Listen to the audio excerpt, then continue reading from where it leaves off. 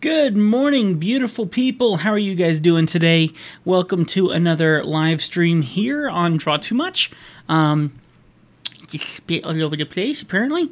Anyway, thank you so much for hanging out with me on another day. I'm looking forward to having a good time with you guys here, and just another great day of drawing, and just enjoying what I get to do. And that's spend time with you guys, because being here is awesome. What I will be doing a little later on today is I will be leaving for a little bit to do a review.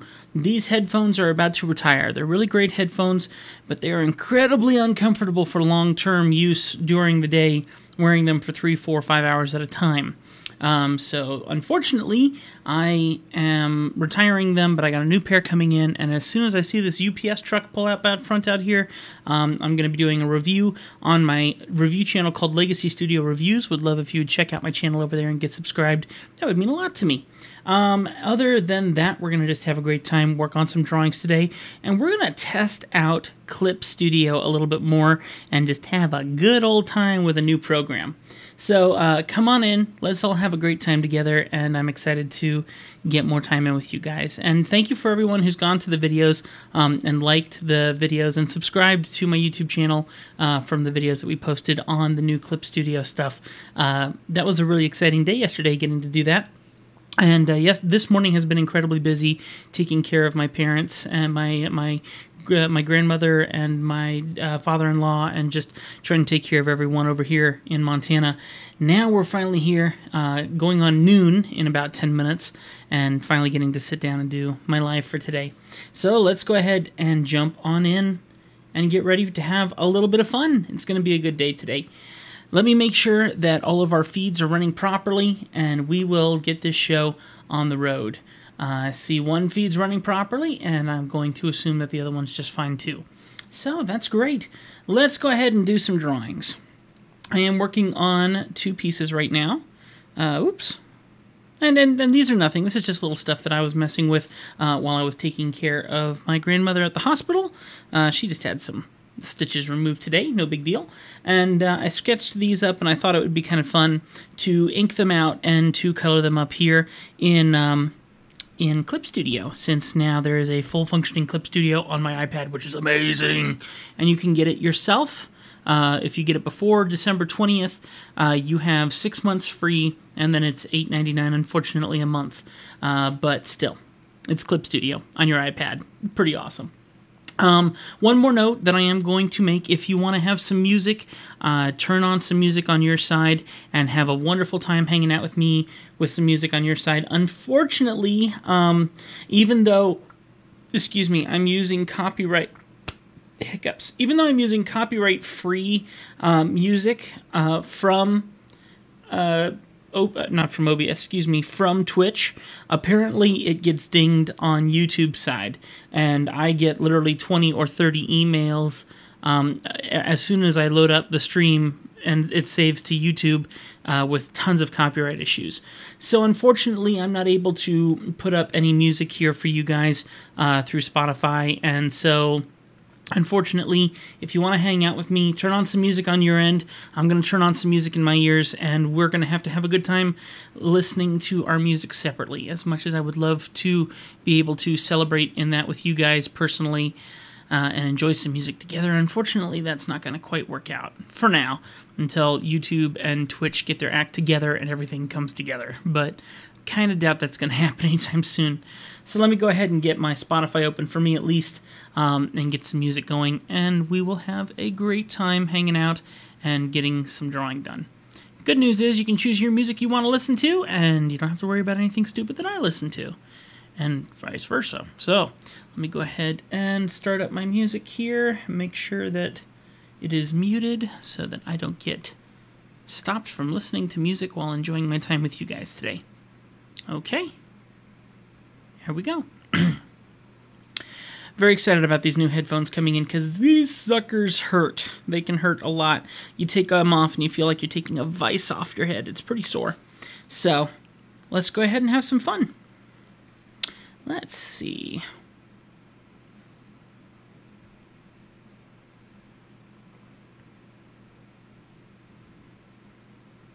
So far, I'm in love with the Clip Studio app. it feels exactly the same as the desktop one, so I'm freaking out the fact that it's here and I can enjoy it now. But I have to get used to it again. It's been such a long time since I've drawn in it that I have to kind of get used to some of the settings and such. But it seems very reasonable. It feels like it always did. Literally feels the exact same. It hasn't had any changes because of using an iPad instead of using a Wacom tablet. It feels very as it should, which I love.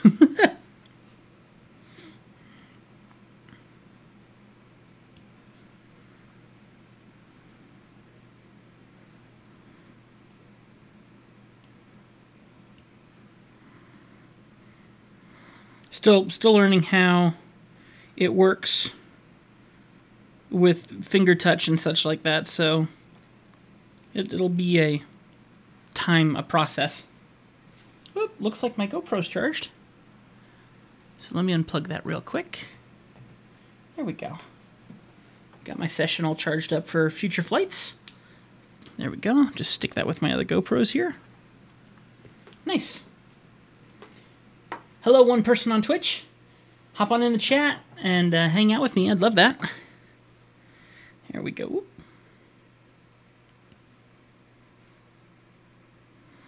Okay, I admit I don't know how I did that rotation just now. I can make an assumption. Oh, it just did it some more. So I see this, but I'm not getting... How'd you do that rotation? Definitely not that way.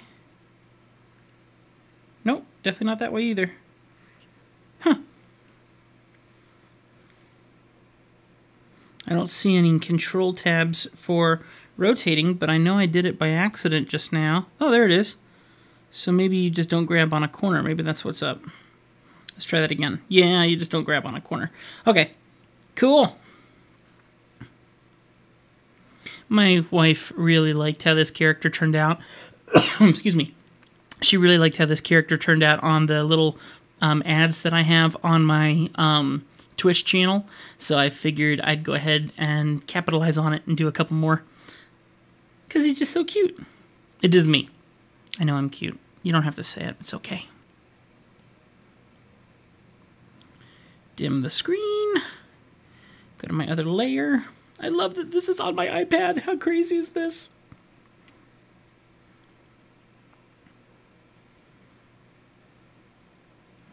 Okay, now I just need to seriously get used to the pen inputs again from the old days, because it's been such a long time since I've used this.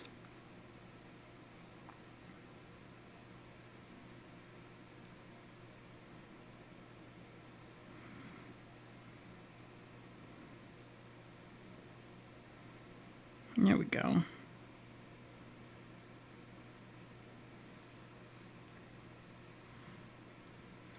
Come on, join me in the chat. I get both the chats from YouTube and from Twitch, and would love to hear from you guys and have a good time with you, answer any questions that I possibly can. Oh, I'm sorry. It looks like I am not showing you the stream. Hang on, this will fix it. There we go. Sorry about that. I have been drawing, I promise.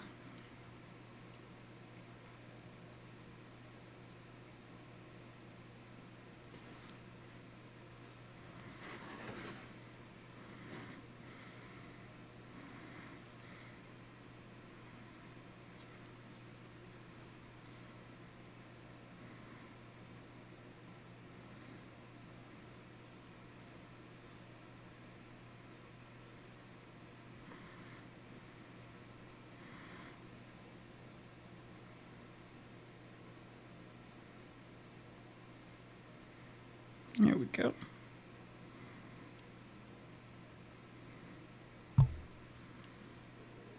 Bumping my microphone.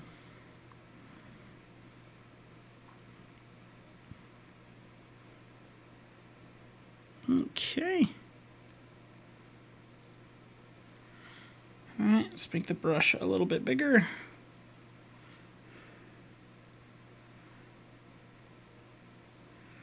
It's wonderful, but I admit it feels weird to come back to Clip Studio after so long.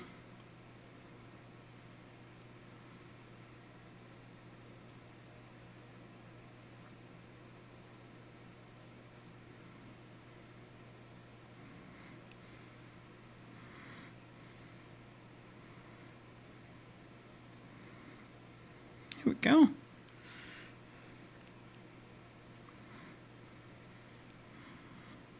I mean, it feels just as controlled as my old Clip Studio did. So I'm so excited that this is a available app now. I hate that it's a. I wish you could pay like maybe I'd pay $20 one time.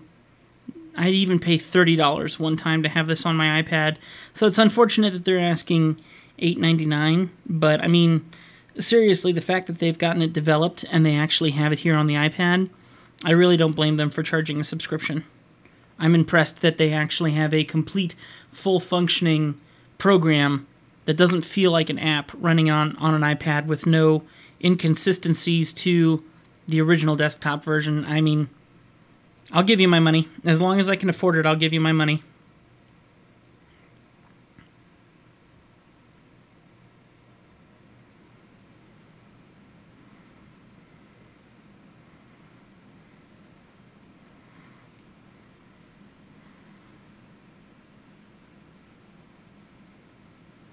And I still like Procreate, but I admit I'm really challenged. I'm not sure if I want to keep drawing in Procreate or if I want to come over here and keep drawing in this new program. Hey, what's going on? It's FPV Slacker in the house.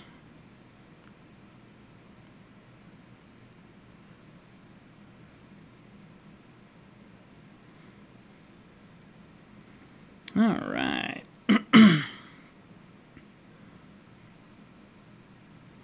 Thank you for your kind messages about your artwork, Slacker. Greatly appreciate it. And I'm going to keep working on yours today a little bit more. And we'll see how far we get. But yeah, I definitely want to make sure I'm keeping loose and enjoying what I'm drawing so you get the best image you can get. For now, I just am trying to warm up with this a little bit, waiting for my package to come in the mail. And then I got to do that review, and then I'll be back and see how far we can get.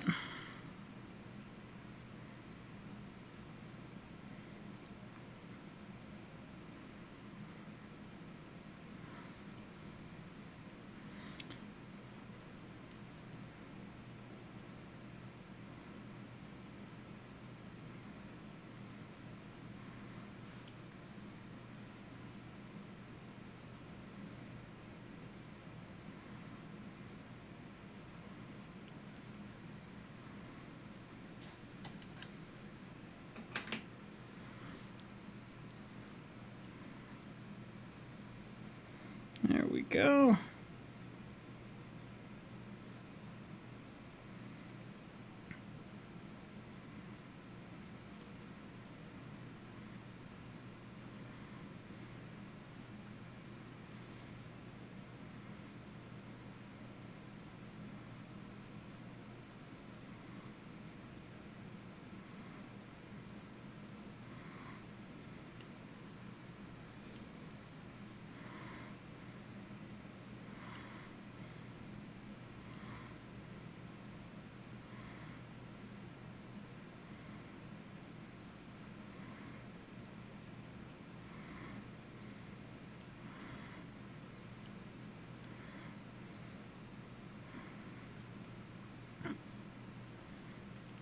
Looks pretty cool. And of course we'll give him his socks.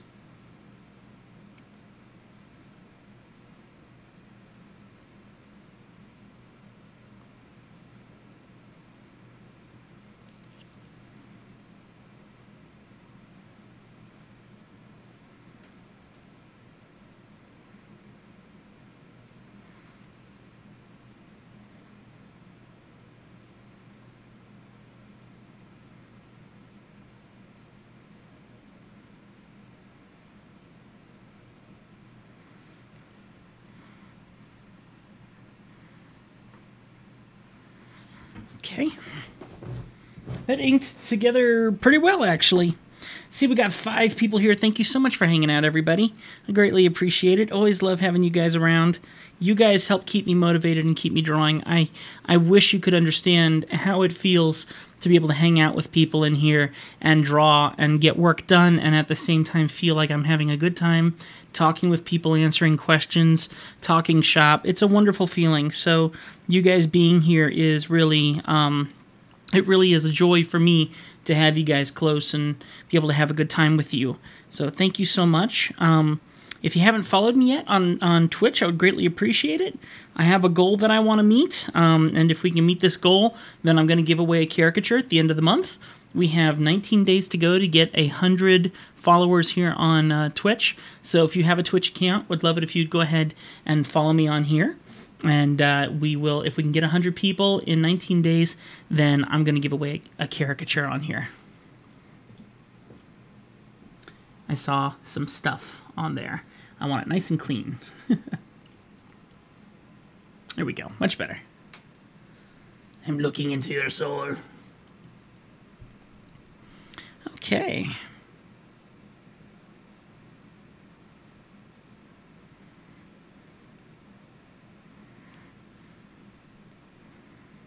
Uh-oh.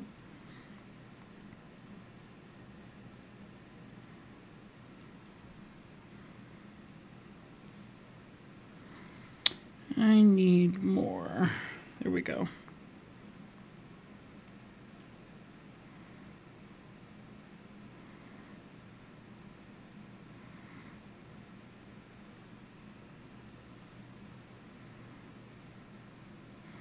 It has been such a long time since I've drawn in this program, and it feels so good to be back, but at the same time, it's different. I find that each program brings out a different style in me, and it's a good thing and a bad thing. It's a good thing because I like my styles that I have when I go into each different program, but I get known for a certain style, and then when you start to see it change because of me switching between an app or something like that, then it makes me a little picky about my own style.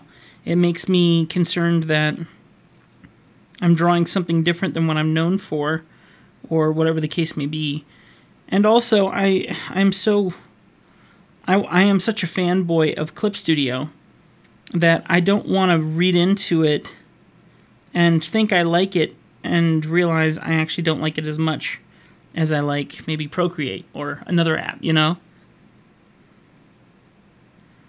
There we go.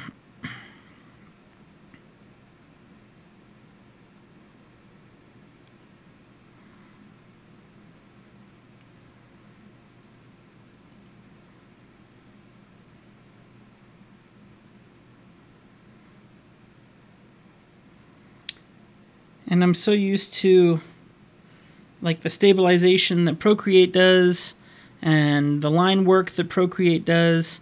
It's just a different feeling using this app, but it's very familiar as I'm using it. It feels like Clip Studio felt back when I used Clip Studio before. And I love that it feels exactly the same as it did back when I had it before. It all feels very familiar.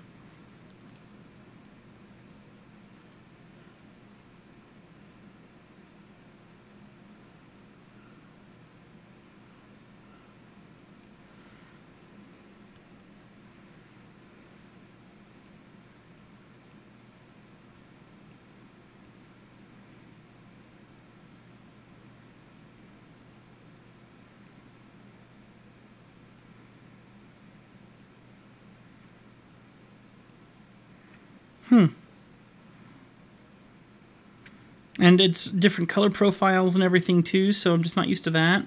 I don't remember how to work the fill bucket. I mean, there's a lot of stuff I'm just not used to at the moment. I'm trying to recall. I have to hit that. Now I should be able to just start filling stuff in. Whoop, well, apparently not. Like I said, it's been a while, so we'll figure this out. Let's get out of here. Let's do this. And make sure that that lighthouse is on, which I know that's correct. Now will it work? Nope. Okay, so there's something I'm forgetting. Oh, no, wait a minute. I know what it is. I know what it is. Hang on. Hang on. Step back. I need to go into the fill bucket, and I need to tell it to follow adjacent pixel, close gaps, which I do want it to close a gap. Area scaling needs to be turned on. Multiple, here we go. Tell it to use the reference layer. There we go. Now it's going to work. Hey! And then the thing is with this program, you do need to kind of go in and you need to make sure that it is filling in these gaps completely, and if not, then you got to turn on. You have to turn on the area scaling or the gap fill-ins a little bit more. So it's better, but it's not better in certain ways, if that makes sense. I thought I saw a share button on this yesterday, but don't see it today. Maybe that's on the videos only. I want to share this video with Alaska Drone Racing League. I'm not certain, actually, because if you go to the YouTube channel, it is live on YouTube right now, and there should be a share button on YouTube. So if you want to share the YouTube video, you can do that. I'm not so certain on the Slacker side. Slacker side. I'm sorry. I meant the Twitch side. Slacker side.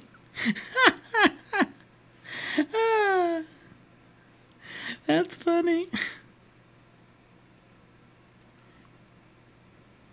It's like I'm talking about you in third person or something stupid like that. That's funny.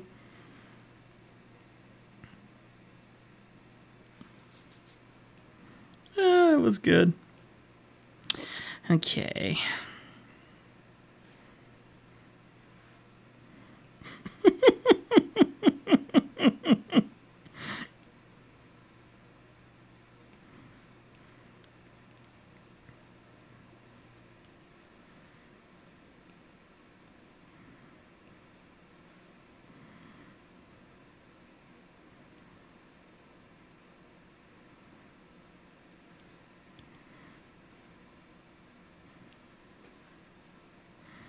Alright, let's see. No! I do not have that color beard. No, no, no, no, no.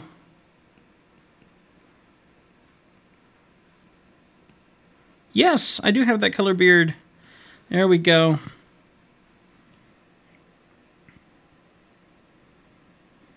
Even though my beard is starting to get gray hairs in it pretty heavily, but we won't talk about that.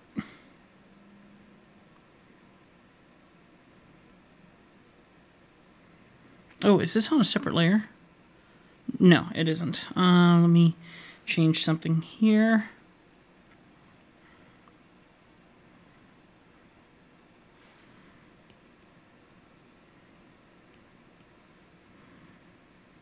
Okay.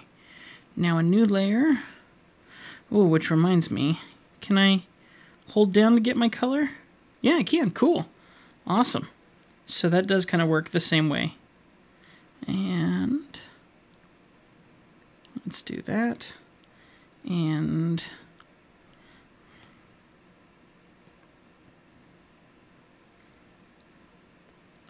okay, well the good thing is you can use your finger to select, which is great. And then I do kind of wish I could use my finger to fill it in, but apparently you can't there, which is fine. That's just me being picky.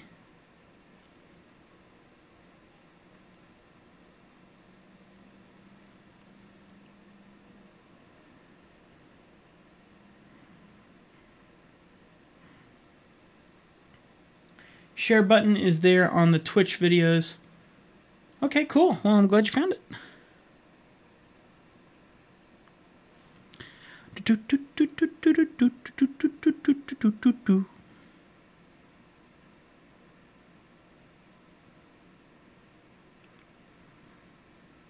Sorry, I'm listening to music that you guys aren't allowed to hear. It stinks. I wish I could share it with you.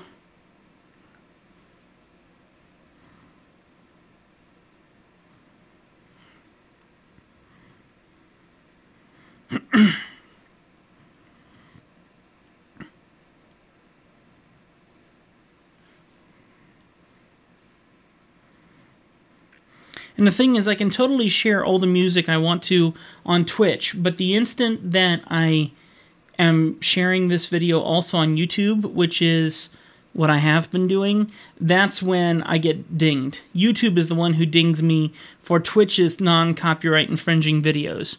So I don't know if they're non-copyright infringement issues or if it's literally more so a problem with it's a problem more so with the fact that maybe Twitch has the rights to use those videos, and it's not that it's not copyright, it's just that they have permission or whatever. Who knows? It's unfortunate nonetheless.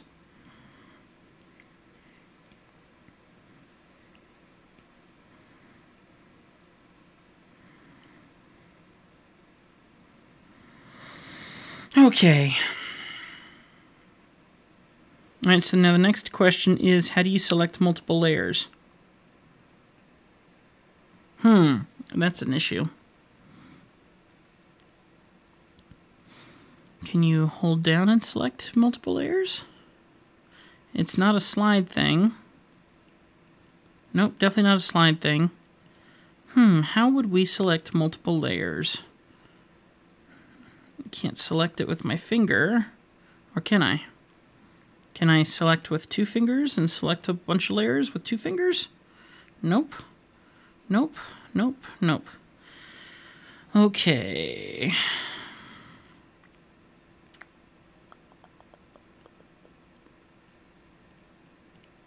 All right, let's see if I can find a help file on this.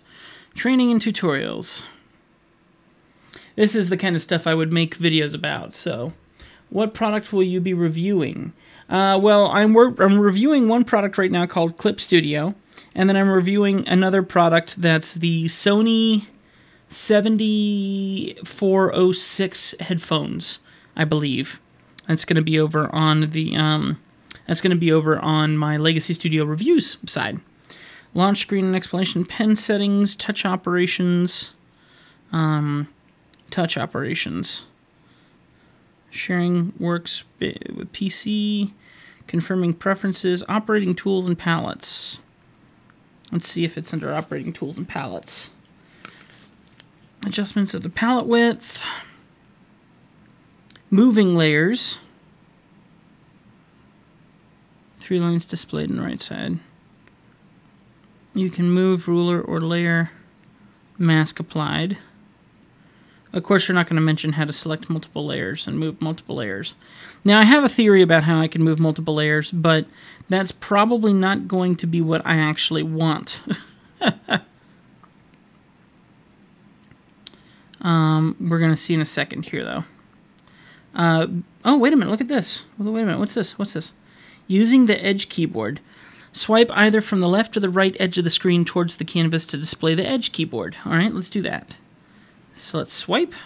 Hey! Hey, look at that. Shift, Option, Command. So let's grab my layers.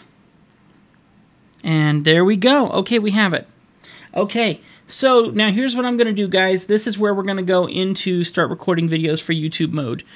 Since we're doing these things, I like to try and help other people make sense of these programs. So we're going to do a video teaching people how to do this because this is something that does come up quite often. So what we're going to do is we're going to go into recording for YouTube real quick. So I'm going to jump over to my main screen. I need to stop my music. We're going to jump over to my main screen, my intro, and then what we're going to do is I'll come in and I'll be acting as if I'm recording a YouTube video, and I'll teach this little trick, and we'll go from there. You're welcome to hop in the chat and say anything you want. It will be recorded on this video. It will be seen. Try and keep it clean. No foul language, please. And we're just going to do this really quick and have a little bit of fun teaching other people this trick. So let me start by getting out of that swipe menu. I don't want the keyboard to show up anymore. So I'm just trying to swipe it away. Okay, cool. And I'm going to go ahead and put Mr. Lee pretty large here on the screen. And we're going to go ahead and do our recording. Here we go.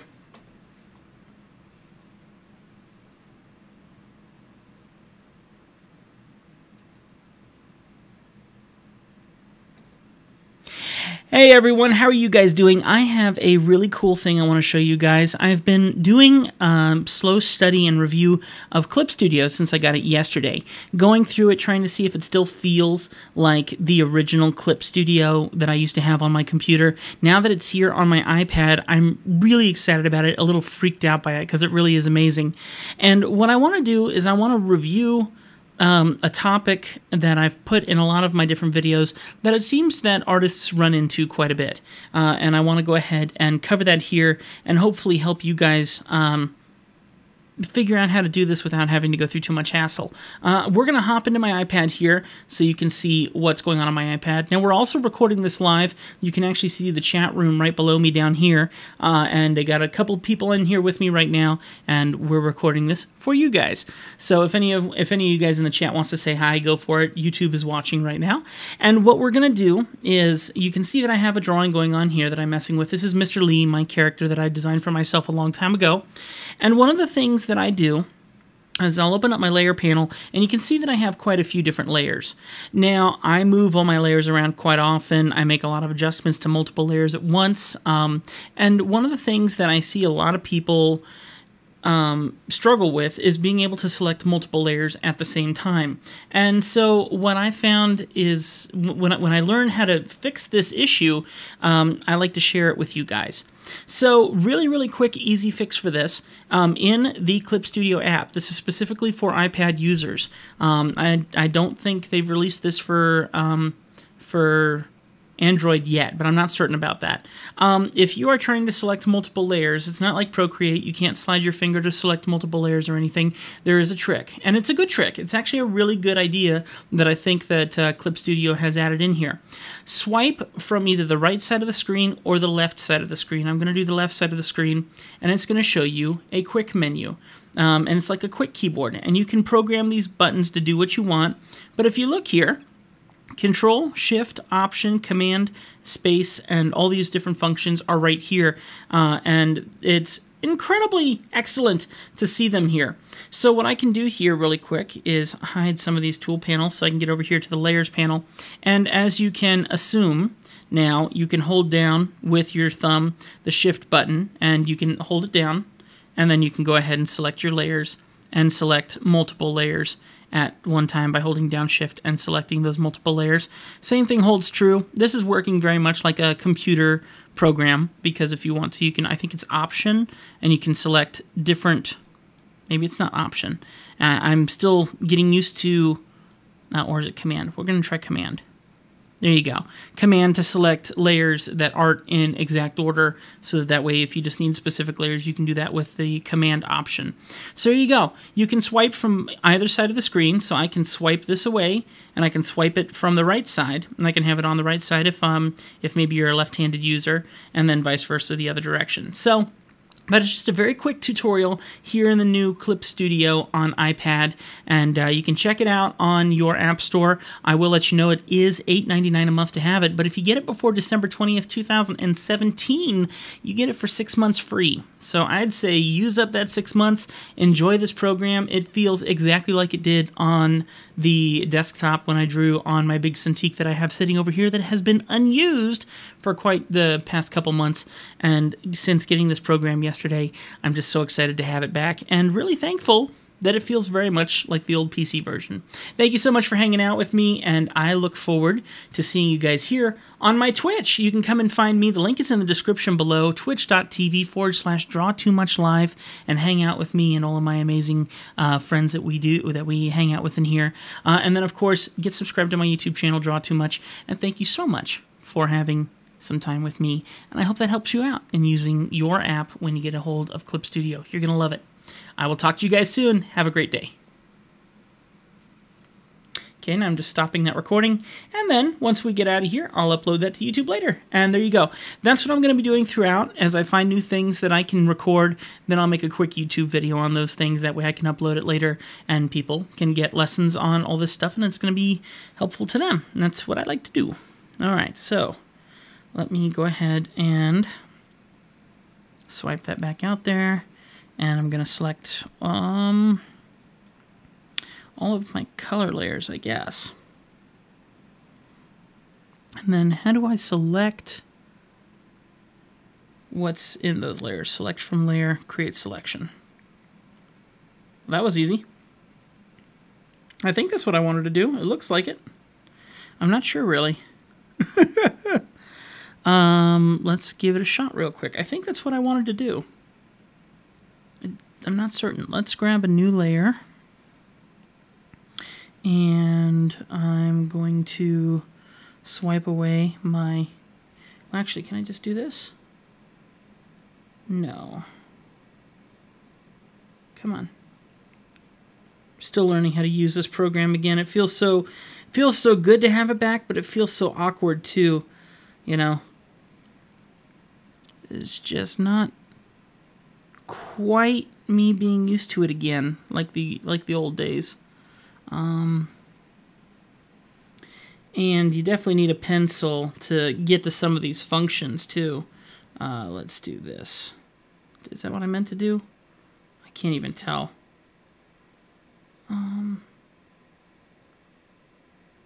Weird. Okay, so I need brushes.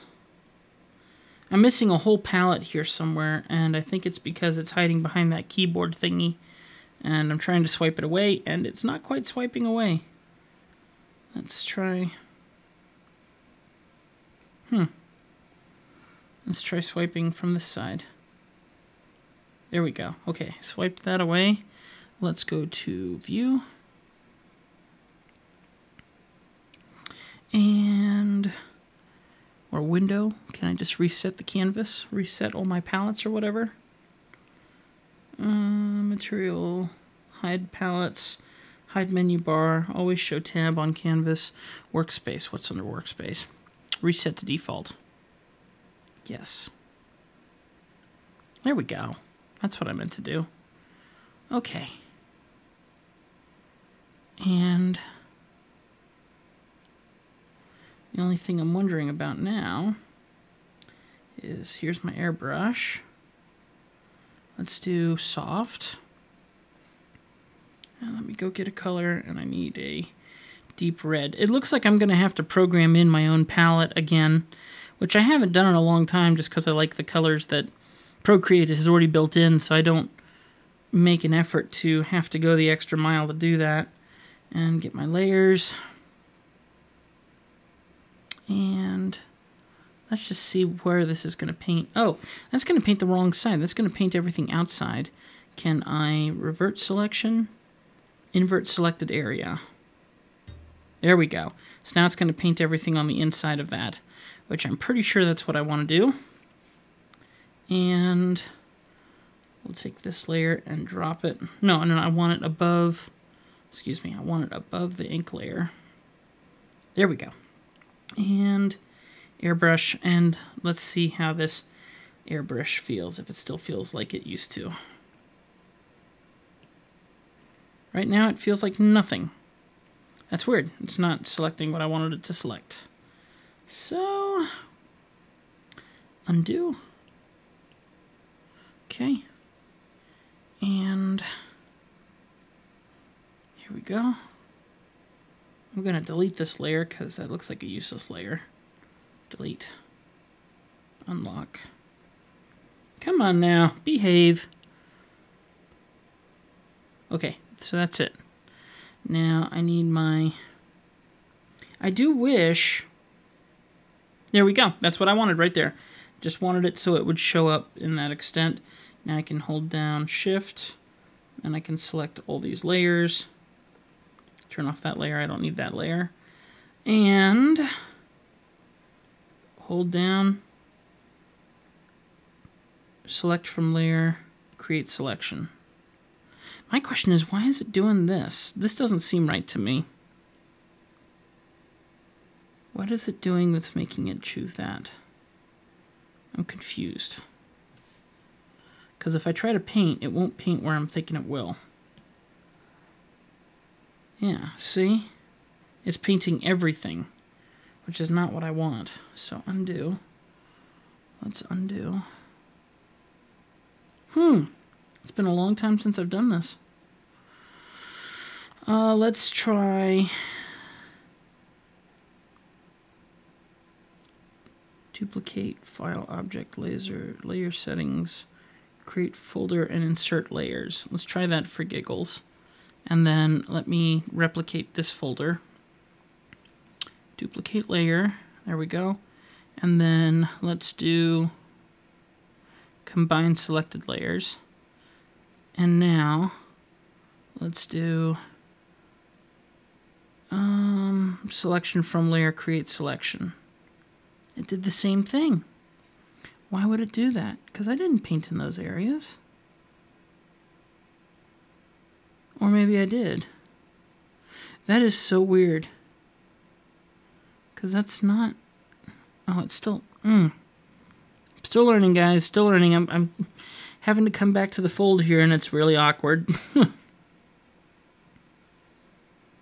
So, let's do escape. Let's leave this alone. Let's come in here. And let's... Here's the thing, though. Why is there a gray background back there? That's very odd, too. Maybe during one of my tutorials I bumped something. Let me see here. There we go. Right there. Okay, one more back. Okay, now layers. Turn that layer back on. Okay. Let's hold down Shift, grab these layers. Okay. Now, actually there used to be a way. There used to be a way where you could literally just click on the layer, which is what I'm doing here, and it is working somewhat, but it's only grabbing certain ones. So let's try Shift. What if I try Shift?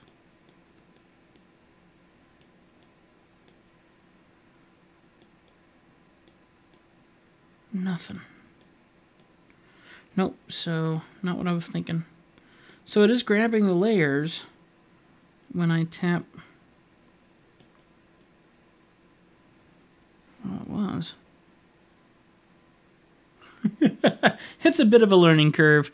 I got 5 people in here just watching me try to figure this thing out. Thank you for hanging out with me, guys.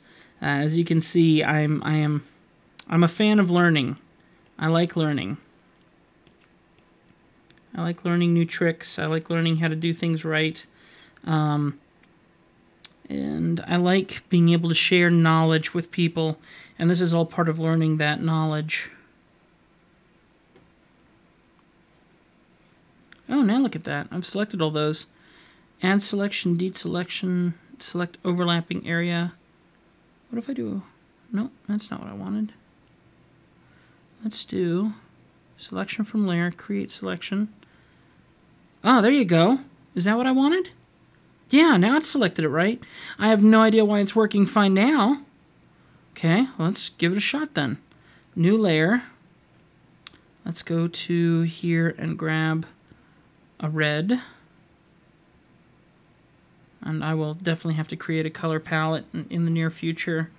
We're gonna make did I already make a new layer? Yes. Airbrush settings, soft. Let's go to here and make sure it's a good size. I'm gonna drop my brush density by a lot. There we go. That's what I want. Yeah, that's what I want. And maybe go a little bigger. That's a lot bigger. But it's working, so that's what's important right now. So just covering up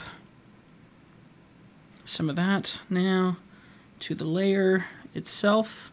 Change that to multiply and drop its opacity so it just puts a hint on there. That's close. It seems a bit overdone, but let's do a new layer. And this one, we go the opposite direction, so let's go here and grab my yellow, zoom in, and soft, and change my brush size.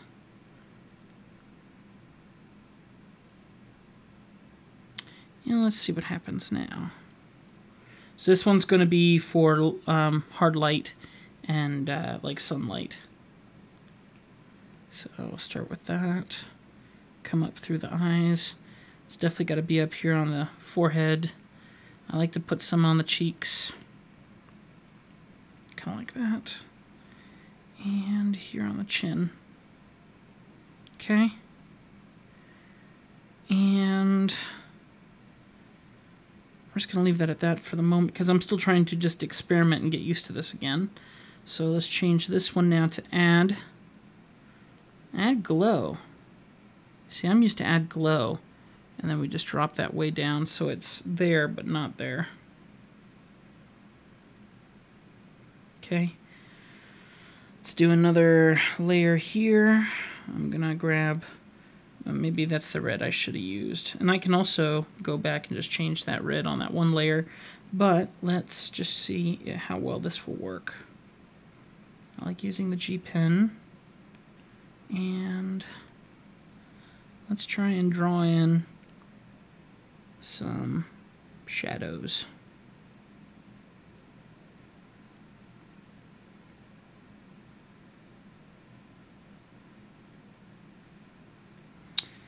Okay.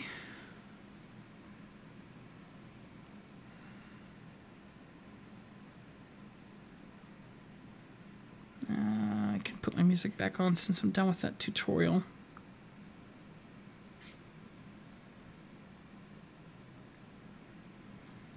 And let's see here.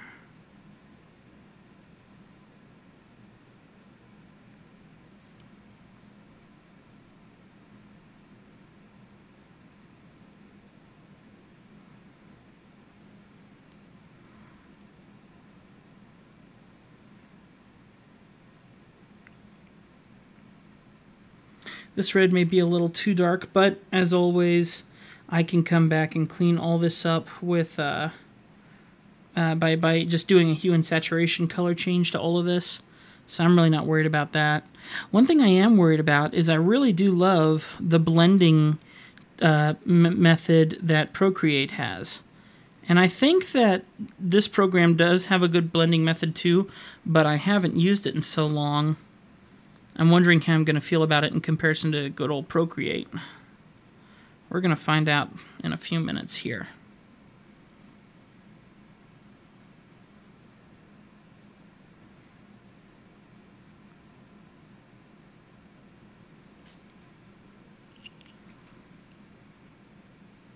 All right, don't forget, guys, that we are trying to reach a goal the end of this month to have 100 followers. So once we get 100 followers, we will do a giveaway a caricature.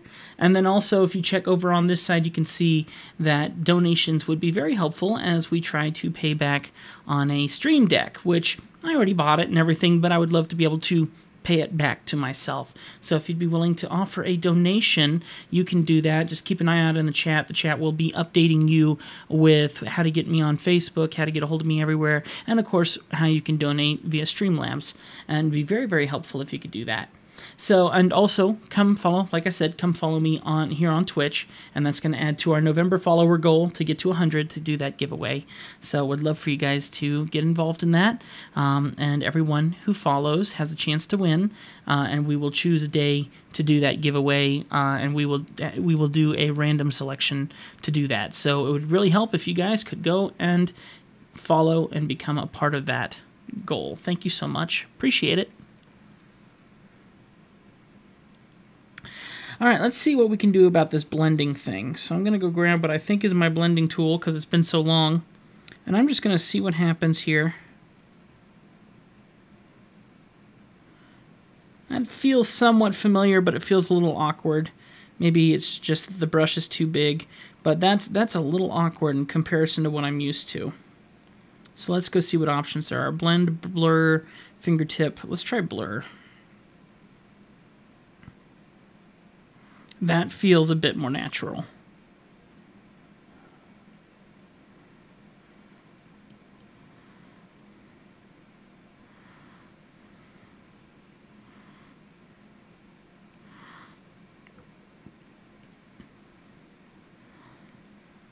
I don't like how it's putting this weird white highlight within that, but we'll mess with that later and see if I can make that better. Or just do that. Okay. Anyway, let's do this to a couple different places.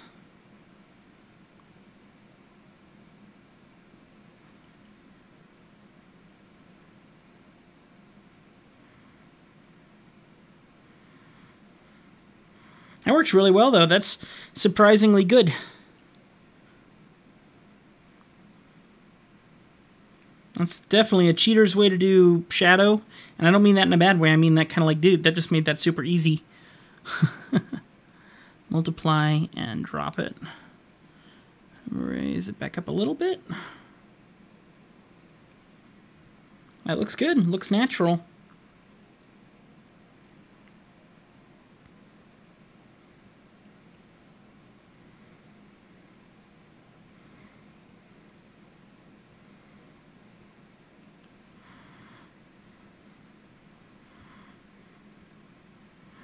I don't like how red his face is at all. So let's go back to that layer. And grab my eraser. Change that to a soft eraser. And make sure that the size is pretty big.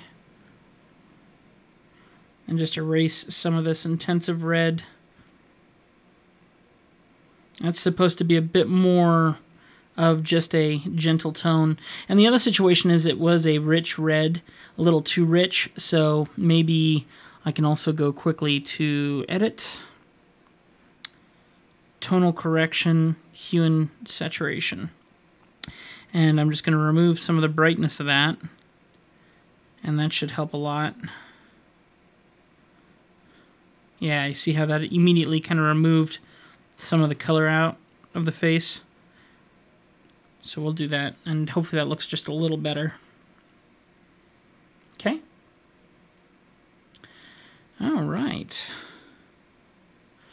Let's go ahead now, and since I've never tested the keyboard stuff here yet, let's add some text.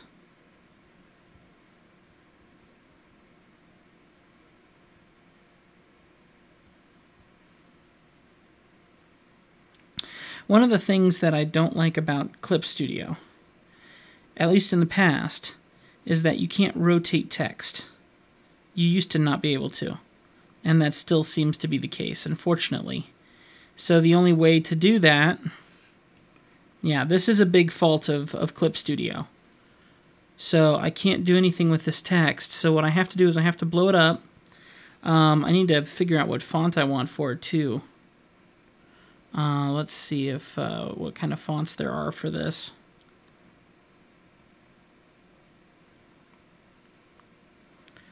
Unfortunately, this is a big negative of Clip Studio that has always been there. So just looking for a better font. And I was just telling someone else that there are quite a few fonts on here. Quite a lot more than I expected there would be. But I haven't found any kind of a way to import fonts or anything of that nature. So, which I know is kind of important for folks who have a special font that they would prefer to use for stuff. So you have to make it large. And then once you make it large, then you have to go to Edit. No, not Edit. And I gotta remember how to do this. It's been a while. Basically, you need to rasterize it, which is incredibly unfortunate. I really hate that you have to rasterize the text and that you can't just rotate it. It should be kind of a stupid thing. So, come to rasterize. Once it's rasterized, which means you can't edit it anymore, then you can mess with it and adjust it as you want. But it's very unfortunate. You should not have to do this. So I'll select the layer now. And now, of course, I can rotate and resize. And the reason why I blow it up larger than where it needs to go is because you got to make sure that that it's not pixelated because you're blowing it up larger than you had originally formatted it. And I'm gonna... Unfortunately, too... Can I just hold down on this and then do it? Nope. It's sizing it all proportionately. So let me go and check my features here to see if I can change that to not change things proportionately. I'm not finding anything at the moment. There should be a way, I just haven't found it yet. Okay, so that's a quick little sketch of him. And there's more to do to him, but I'm feeling kind of warmed up a little bit. Let's go ahead and try and convert the piece I'm working on for FPV Slacker and move it over here and see how it works in this application. So let me go ahead and save this really quick so I don't lose it. And we're going to hop out of here and into Procreate. Procreate's where I'm doing FPV Slacker's piece right now.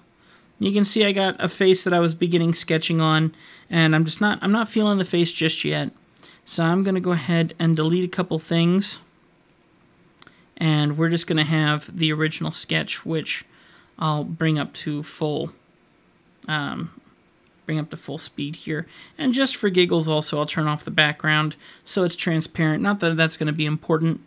What I am going to try to do is we're going to try and save this out. We're going to share it as a Photoshop file, so PSD, and it's going to export. And I'm going to tell it to copy it to Clip Studio, and let's see what happens.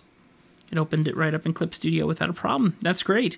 It's showing the canvas also to be 4,000 by 3,600 dpi, which, if I'm correct, is the same size that I use over in Procreate. So that's actually very good. That's very, very good. Let me quickly adjust my camera a little bit because I'm seeing how bright and blinding I am in here. And I know I'm a bright soul, but maybe not that bright. Yeah, no. Okay, anyway, let's go ahead and start messing with it in here and see if we can come up with something reasonable. Now, this is intriguing. I have no idea why it's got 50% on it, what that even means. So let's delete that for now. Delete layer. Let's make a new one. I'm going to turn on the background here so we can see that. And I'm going to do my sketches over top of this. Drop the opacity down on this. Let me go ahead and pull up FPV Slacker's photos that I used from yesterday, and we will give this another go. Gotta think loose, gotta think loose. Can't be picky about this. Okay. Confirm a new friend. Okay. And let's find FPV Slacker. Okay. And here's his photos. Okay. Ooh, ears are sore. I'm ready for those headphones to show up any minute now. It's 12:46. They usually come around noon, I think. I may take a break here in a few minutes and go see if they've shown up. And like I said, once they get here, I will be closing out the stream so I can record my video in my other format so that I can have that. So it does look like him, but I'm still just not feeling... I don't know. I'm just going to mess around with this and sketch it up a little bit more and just try to think loose. And sometimes by thinking loose, I'll change the color and just work with a really weird color so that it keeps me really, really loose. Lighter pencil. I'm okay with all that sort of stuff for right now. Let me go to my layers. Make sure I'm on a new layer because I don't want to damage the original. I can also select the original and lock it, which is a big help. Okay. Okay. Let's have another look at this guy and see what we can do.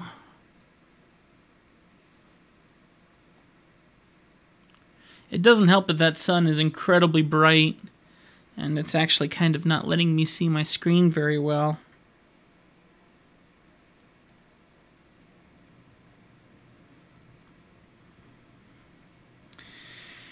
Once again, Timbo, think loose, think loose, think loose. Think loose. Let's start by making my brush a little bit smaller so I kind of feel like I can scrape stuff out. And that'll be my main goal right now, is really just to scrape scrape stuff out. Did I ever tell you the story behind my name? I believe you may have, where you were slacker for getting into acro from stabilization to acro and a few other things I think you mentioned. I do want this kind of fun, inquisitive look on this face as much as possible. So I do want one eyebrow to be down a little high, a little lower than the other one. You got some very bold eyebrows, which is always fun to draw in a good way. And this eye, I do want it a little bit more open, but the eyes are already kind of folded into the lids a little bit. So let's kind of do that a little. Oh, Slacker, yes, Slacker from LOS to FPV, that's correct. And for those of you who might be watching, we're talking a bunch of different terms that you guys may not understand. I have been flying quadcopters and multi-rotors and things like that. This is my little guy, one of my favorites right now. This is a little 3-inch quadcopter, and they're a lot of fun to fly. And you build them from scratch, and you literally assemble everything yourself, and it's a lot of fun. FPV means first-person view. That means we put on goggles, like 3D goggles, to see from the perspective of the quad and its camera on the front of the quad. Or LOS, or line of sight, means we're flying kind of like you'd fly a remote control airplane or drive a remote control car. You're not wearing goggles, you're flying it where you're standing, watching it, flying it. So line of sight and FPV. So that's how that came out. Also, my last name being Slack, I've always been called Slacker. And that has never bothered me, so that name is very fitting. It is very fitting, and that's fun. All right. So let's see about this nose. See, I like how it looks, but instantly I'm noticing that one eye is drooping so much lower than the other, and that's when I realized that I'm following my sketch again by accident, which I really hate when I do that. So let me start by rethinking the dynamics of the face, the geometry of the face. So we're going to start with a circle here for the head, and draw the line for where the face is going to go. Draw the angle here, and this is going to help me kind of redecipher a little bit of where things are supposed to go on the face. So I know this is supposed to go here, and he does have slightly larger ears, but only. So if I was to actually draw the proper line, it would be more like that. So there, there, there, there, and there. So that'll kind of help me clean things up a little bit with this face, I hope. So let's do my selection tool, and let's see if I have like a lasso tool or something. There it is, lasso. And we're going to grab this eyeball here. And the eyebrow looks correct, but the eyebrow looks, the eyeball itself looks wrong. So let me raise this up just a little bit higher and put it there for now. And also, he's got larger eyes, large expressive eyes. So let's grab this one, and let's stretch this. All right, it's doing it once again in turn ratio off. That should let me stretch it. There we go. So that should start to give us those large expressive eyes a little bit more. There we go. That is starting to look much better already. Now I'm seeing him from the front. I need to see his nose from the side. And then this is where I was noticing where the nose is actually two different noses, because one side has one shape and one side has a bump on the other, which I'm not going to try and show in the image, but I kind of have to choose which nose I like more. If I'm doing it from this side, this one's more, for lack of a better term, it's more of a beak. And if I look from the other side, it almost looks more like a button nose. So I got to try and do like a mix between the two, which isn't a big deal. No one looks as closely at someone as I do. No one is nitpicking a caricature to such an extent as I do.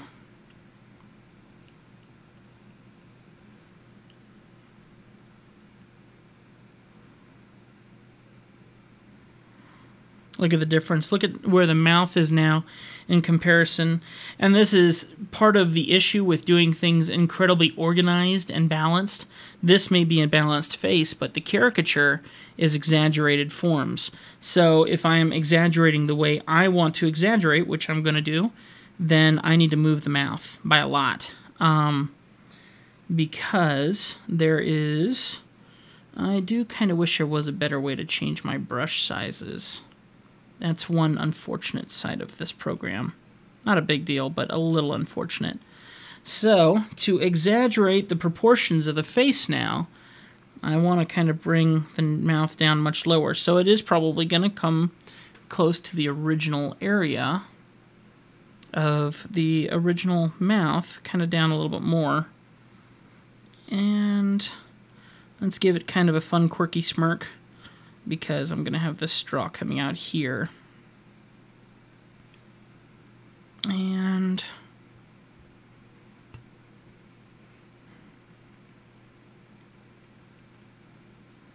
okay. And let's see about this bottom lip now. I want it to be kind of a, for lack of a better term, sucking lip, so it looks like it's actually sucking down the drink.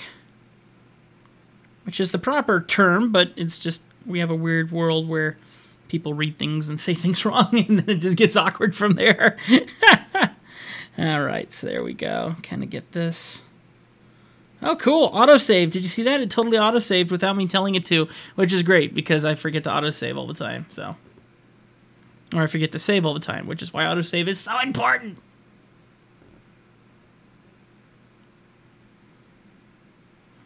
Okay, now let's start working on the side of the face, the brows, the ridges, the how far down the cheeks come.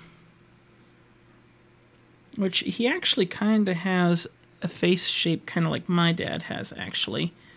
So this kind of can come down like this. This has a little bit of a laugh line here.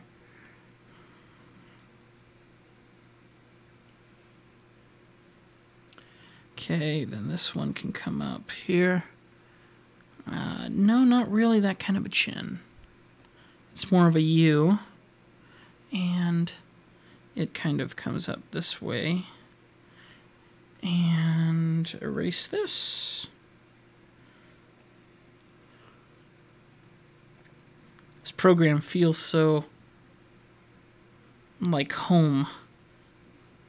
Alright, let's get this big ear here. So the eyebrow comes this way, and the nose is down here. The side of the ear is probably going to be around here somewhere. So, let's do this. Let me go look at his ear. Oh, nice and round. So, and the part where it's kind of comedic is down here near the earlobe. Kind of loops up like that.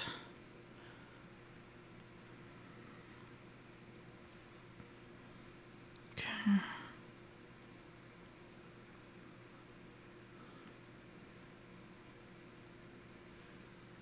Alright, and just because I want to balance out the face a little bit, which isn't completely necessary at all, I will draw an ear on this side for now, just to see if I even want it there or not. It wouldn't be there in real life, but sometimes that helps complete a face in some way or another. Okay. Let's see here. The nose is much better shaped now, that's for sure. Which I'm very thankful for, because that does help with the likeness a lot.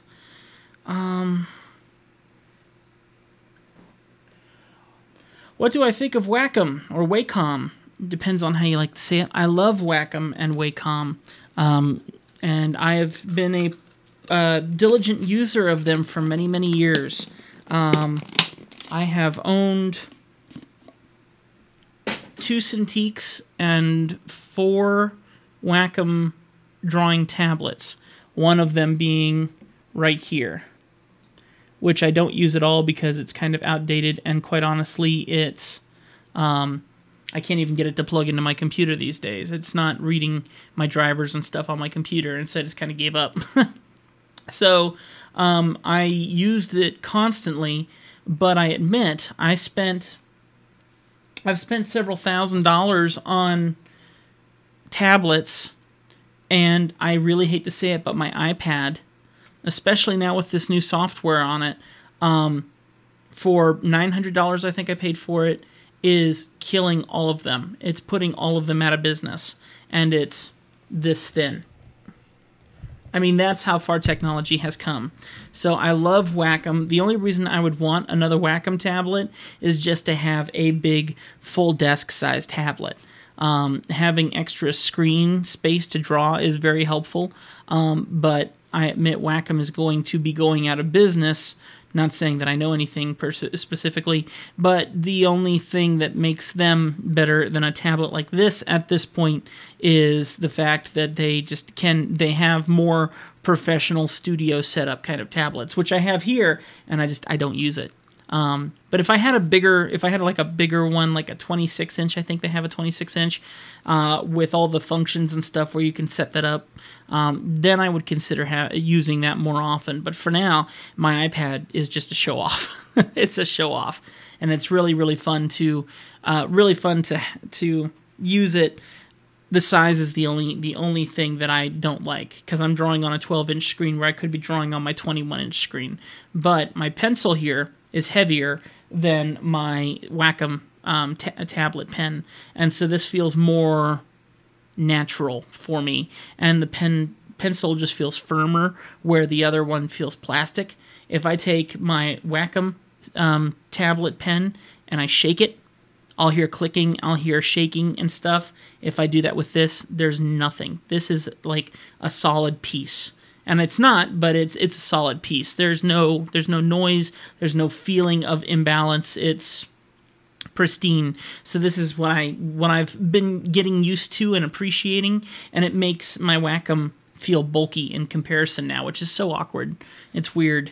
I hate that because I spend so much money on that, and kids probably have their parent give them an iPad, which means they pretty much almost have, and you kind of need an iPad Pro, but kids almost have a professional quality device in their hands, where I, over the past 10 years, 15 years, have spent thousands of dollars on drawing equipment that is kind of like the space shuttle.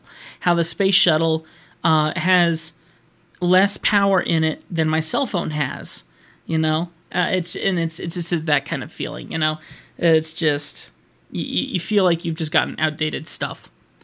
Something I'm noticing here that I think is going to be really important that I'm missing is that I haven't exaggerated the eyebrows nearly enough. So, I need to change this up a little bit. I think that this eye needs to hide behind this nose a little bit more, and the eyebrow needs to start more over here and go this way and kind of do build up. Yeah, but if Wacom ever got a hold of me and said, hey, would you want us to send you a bigger tablet to use instead of your iPad, I would say absolutely. Because, I mean, I'm proficient with a Wacom, and I'm proficient with a computer system drawing system. And since I'm doing most of my work here in the studio now because I'm doing it live, and I'm actually saving my artwork to do it live here on Twitch instead of doing it at night, it makes no sense. Well, I'm no artist, but I've been looking at reviews for Wacom. Out of curiosity, your quick review just now was the best I've heard. I'm definitely a nerd too, and I love my technology, and it's unfortunate that an iPad can even come close to comparing with something as beautiful as a Cintiq. But I made this a big deal yesterday when I was mentioning this program, how it used to be on, and it is on PC. I literally see the link icon for it on my computer right now. And I remember really looking at the camera yesterday intently and saying, do you remember when you wanted a Wacom Cintiq Companion, which was a portable screen computer, the only one of its kind, just so you could have Clip Studio on it and draw on it wherever you were? And I remember making that a really, really big fuss and saying that, and then I said, here it is, on an iPad, that thin.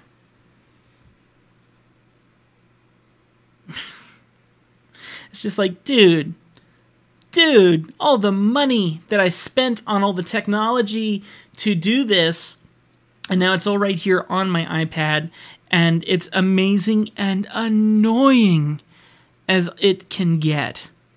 It's just that intense of frustration to think about how far we have come and how much more we have to look forward to in the future.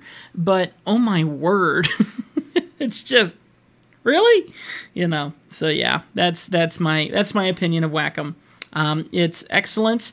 I have 3 tablets that I'm not even using that I'm willing to sell to anyone who is interested in one.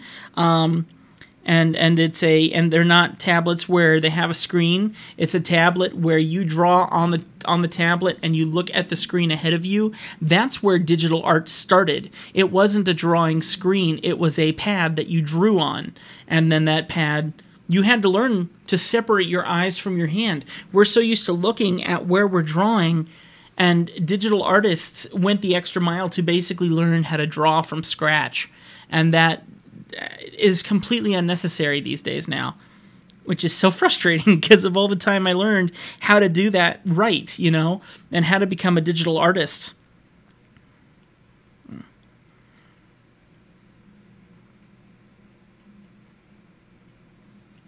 It's just funny. That's what it is. It's just funny. So I'm moving the eyebrows forward on purpose so that I can start to see a form of area where shadow can go underneath them due to how deep the eyes are inset in the head. Because the reference photos that you sent me, Slack, are actually really good because I can see where the halogen lights or whatever lights you had above you at that moment are casting shadows on your eyes, and so it gives me depth. So you gave me some really good pictures to work with.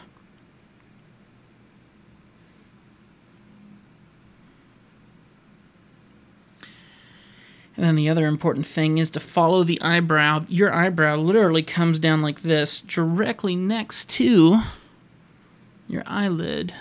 And your eyelid comes back just a little bit further, a bit more like that. And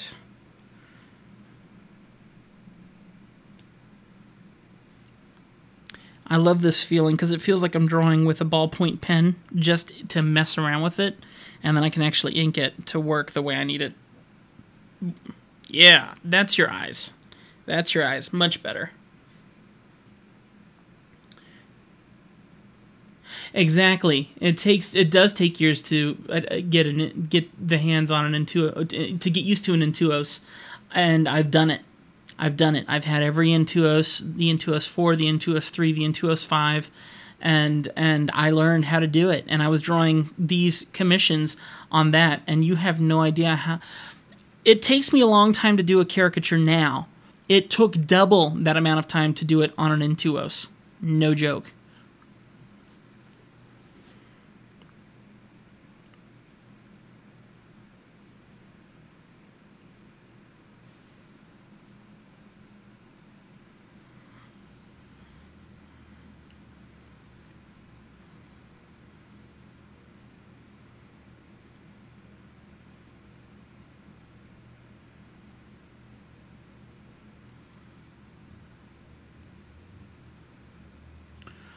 Okay. And for what? We go and we bought the Intuos, and we had the best of the best when it came to art, and then we get an iPad. No! I mean, that's just like... Curse you, iPad! And the thing is, I didn't get an iPad. First, I got a I got a Windows Surface, and it's terrible. I used a Surface forever, and it's a miserable tablet. That tablet, my Surface, now sits in my flight bag, and I don't use it or draw on it at all, except to tune my quads and PID, do PID tuning. That's the only reason I even have that thing now.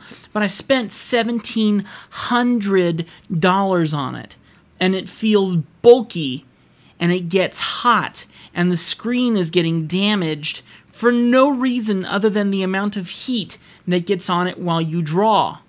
On a Windows Surface, I would never suggest a Surface to anyone in the world now. Get an iPad.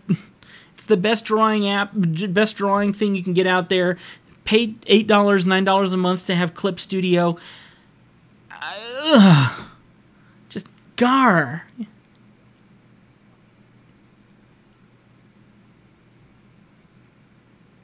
Because there's no... when a person you're drawing is watching, does it have any impact? No, it doesn't. It really doesn't. And you hear me talking about you. I'm not pulling any punches. You have a big nose. You have a big area between your nose and your lip. I drew caricatures at Disney, and actually having people watch makes it fun for me. That's why I love doing this on Twitch. And having the person I'm drawing there watching, as long as they're not being picky, and they're not micromanaging, I'm okay with it. Now if you were here going, dude, I think you need to do this, I think you need to do that, well, then this becomes your artwork. This does not become my artwork for you. A lot of people neglect to realize that when you buy a commission from a caricature artist, you're not buying a caricature, and it sounds completely wrong, because I know what people are really thinking, but you're not buying a commission that you're having drawn of you. You're having a commission, you bought a commission that the artist has been inspired to draw of you. When an artist picks your face and goes, okay, let's draw you up, it might not look anything like what you thought you looked like. And so that's kind of what a caricature artist does. We exaggerate. And if I was really, really picky on doing me and my personality in the art, I may do something completely different. This is more my style. This is what I do. But I know caricature artists who give who don't give a darn about how they've drawn the person, and they will draw them as crazy and stupid looking as they want, hand it to the person will hate it, and the caricature artist won't give a care because they drew what they felt the person looked like in a fun way, whether the person liked it or not. That's not exactly how I am. But it's really fun to have the person watch, and especially when they like watching the process of this, because this is just such a unique thing to watch. And I like people to see this because I want them to see how long it actually takes. When I sell you a piece for $300, $500, and you're going, why on earth is it that expensive? You yourself saw that I drew 3-4 different concepts of your face yesterday, hating them all pretty much, and telling myself that I've gotten too uptight, and then coming back today and drawing 2 more, and I haven't even gotten started on the body yet. I haven't even begun inking this yet. And this has been not only 2 days that you've seen on camera, but it's also about 2 or 3 days of considering the artwork from doing the initial concept on a Post-it note that I drew up, just of the idea of what this might have been. And so there's multiple days of processing what is all entailed in this. And it makes it cool for you to see that, because you're seeing that you are getting the value of time put into this work. Unlike going to Disney, when I used to draw caricatures, I could draw a caricature in 30 minutes. But it looks nothing like this. It would never look anything like this in 30 minutes. No chance. I saw a chat and it disappeared, and I don't think I can get back to it. Yeah, I missed what that previous one was. Someone mentioned something. If any of you guys have put a comment in there, you guys can see what I'm seeing. I'm literally looking at our chat on the video, underneath my video, because it shows both the YouTube comments and also the Twitch comments. So if you want to go back and copy the one that I missed that's hidden underneath my screen now, underneath my picture, and repost that, I'd appreciate that, because I'd like to read that. I appreciate that you like my style, Slacker. Thank you very much. It's really fun to have people watch. It really is. I'm definitely a social butterfly. I like being the center of attention. It's a lot of fun to have people watch and be amused by the process. It's a very unique feeling to see people appreciate something that you're creating from your head, you know?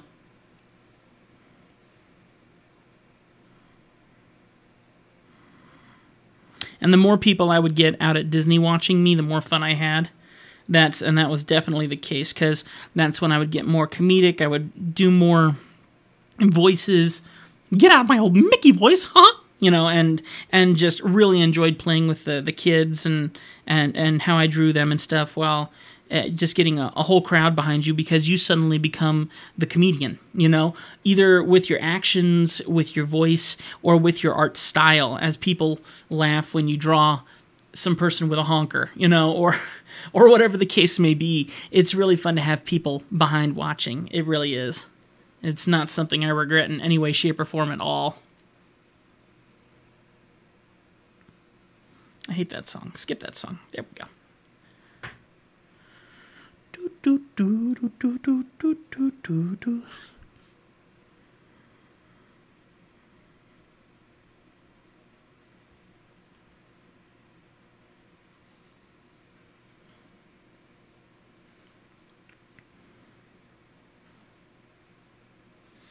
The comment was me saying, artists like Stanley Art Germ surprised me being so masterful with an Intuos. Oh, I completely agree. I agree. Art Germ is amazing. And there are artists out there who prefer an Intuos over drawing that. And those artists are very unique, because they literally say, I don't like drawing with a normal tablet because my hand gets in the way. I know very, very few people that would say that would actually say that my hand gets in the way of my drawing. I would admit that a left-handed artist, I can see them struggling more to draw because your hand is getting in your way, where a right-handed artist might not have that issue as much. I'm not certain if that's truly the case, but that would be something that I can see myself feeling and being a little bummed by. So, whatever floats your boat, quite honestly, whatever helps you, you know, get the artwork done that you feel you need to get done. And Art Germ is amazing. They do an amazing job with what they have and what they choose to use. And they don't seem to want to change what they choose to use. It's not... With someone like Art Germ, they probably were contacted by Wacom and said, hey, we'll give you a discount, or we'll give you a tablet, you know, for you, because you are an amazing artist and you should keep selling our product by using something better. And I can see certain people turning that down. They never contacted me, but still, I'm just saying. Who do we got here? Ah, it's EBU! What is going on, EBU? The man, the myth, the legend, the man who has made all of this possible with your knowledge. How are you doing today? EBU has been awesome. Kind of my, for lack of a better term, which I think this is a fairly good term, a mentor who's helped me kind of get all of this Twitch stuff set up. I'm now proficient in Twitch because EBU got me all the links and told me how to set up Nightbot and everything, which helps me do all of my advertising and stuff. So, once again, thank you to EBU.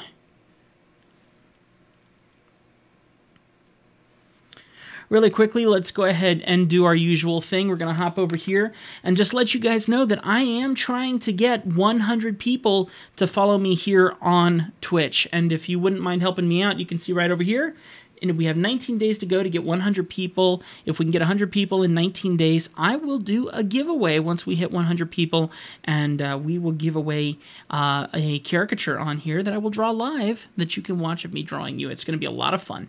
And then if you look over here, you can see that I have this amazing little thing called the Stream Deck. It's an amazing little device that I'm very thankful I bought, but it was a little expensive, and I would love to be able to pay that back. So if you would be up for doing a donation, if you look in the comments box, in the chat box, and I can show you that right here, you can see that donations mean caricature giveaways. Send some cash and help meet some important goals as we do caricature giveaways. So if we can meet this goal, I'm going to give away a caricature. If we can meet this goal, I'm going to give away a caricature. And we are going to have a good time, but I need your support because this helps me and my wife a lot.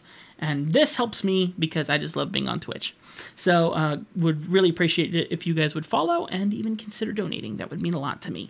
Let's get the back. Oh, and by the way, just for all of you who are wondering why I have a knife hanging off of my neck, I have this knife hanging off of my neck because my father-in-law, Ed Caffrey, made this probably about 15 years ago plus, I'm not exactly certain. He is not feeling well today. He has been laid up on his couch, and I was hoping that if he ended up showing up in the stream just to watch because he might be bored laying on the couch in pain, that he would maybe see this around my neck and know that I was thinking about him. So that's why that is there. So no, I'm not going to go slicing anybody up, but there is something and some meaning to that being there. So let's get back to drawing, shall we? I think that this face looks good. I feel like it's still missing something, and it might be because I'm just really focusing on really perfecting it, and maybe I'm perfecting it a little bit too hard. I'm putting a little bit too much thought into it.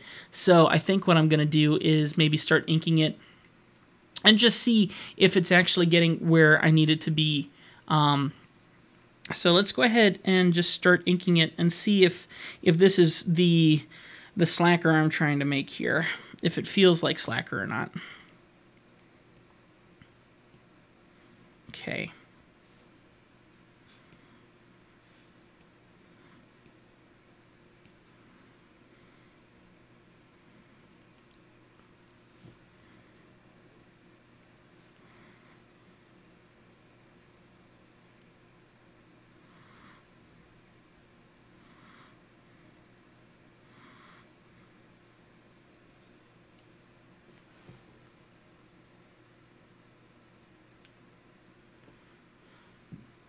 You helped a little bit, but it goes a long way. When people are willing to go out of their way to be helpful, it takes a lot off of me.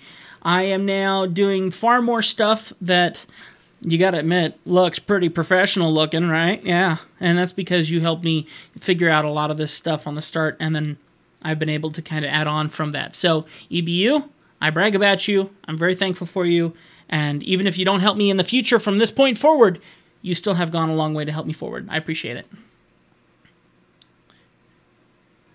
And apparently, this weird... I have my viewer counts down there. Those apparently aren't correct. Because I had 6 people in Twitch, now I have 5, but it didn't show that. And now it's a different count, and it doesn't show it. So that doesn't seem to update as well as it should, but it still kind of gives me an idea of how many people are here. Maybe-ish, kind of, sort of. Maybe not really, I don't know. Okay, let's go ahead and take this face and drop its opacity so it's just gentle. And we're going to go ahead and try and ink it and see what kind of trouble we get into. I also find something very important is Slacker's hair that I have in the picture in front of me here really adds to his personality. He's got a certain haircut that adds to the personality of his face.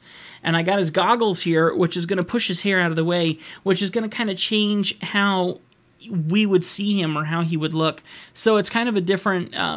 it's hard to tell how much the likeness is him or not because of the need to get this a little bit more on par. So there's a mix to it. Don't mind me, I'm just trying to keep my camera adjusted because the sun keeps changing outside and blinding me. Okay, so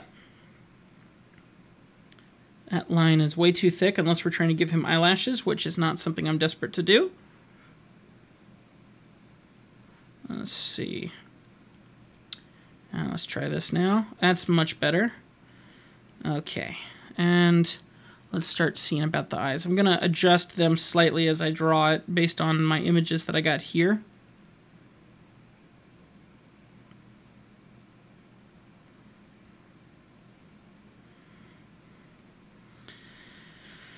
Okay, and I am thinking I'm okay with this. I really hate how pixelated it is. It's such a small size, so usually I would blow it up and draw it and then shrink it down to the size I need.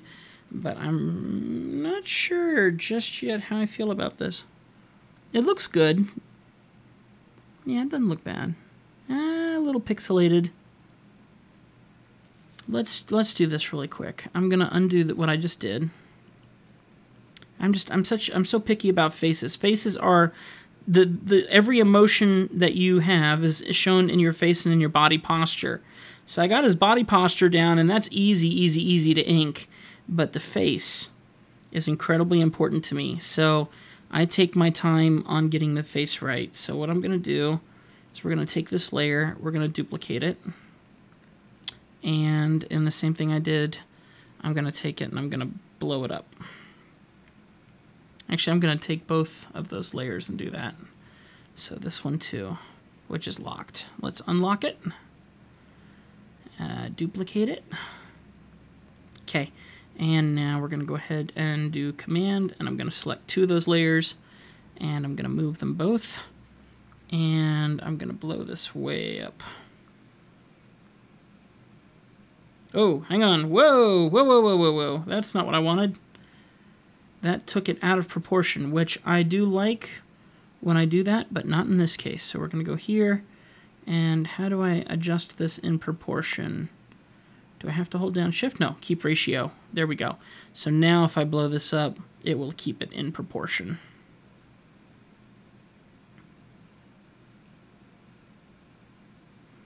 Okay. Good.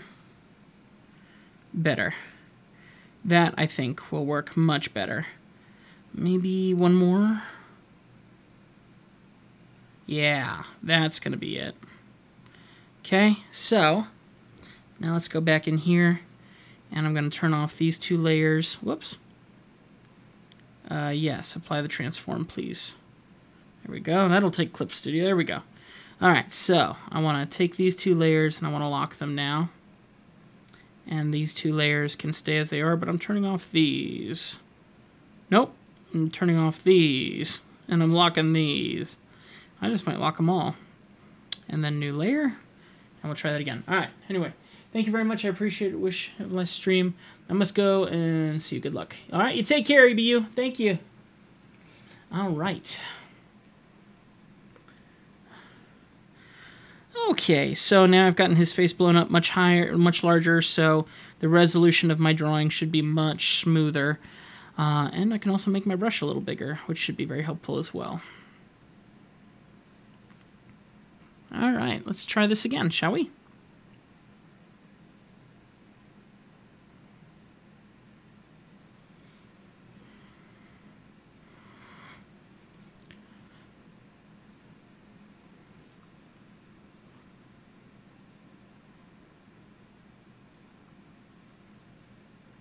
In about 5 minutes, I'm going to take a break and go see if my package has come in yet. And if so, then I will be hopping off of the stream here to go record my review, which only takes a few minutes. And then I will be back and we will continue working on Slacker's drawing here.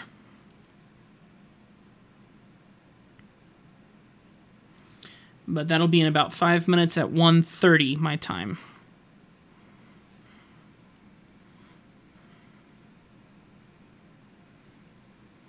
Yay, I love that it saves.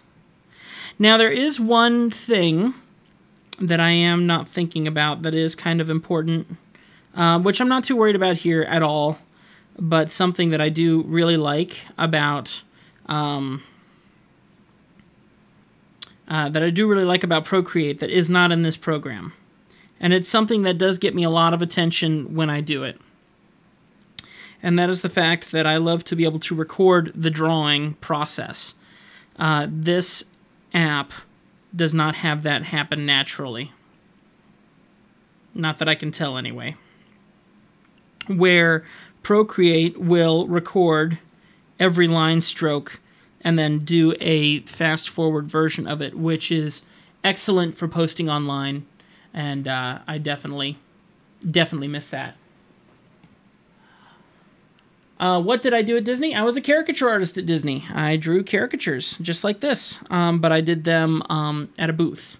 And so people would go to Disney, hang out at the parks all day, and then come back to the hotel, and I would be waiting there for them, and I would draw caricatures of them out of the park, or either at the park or at the lobby of their hotel.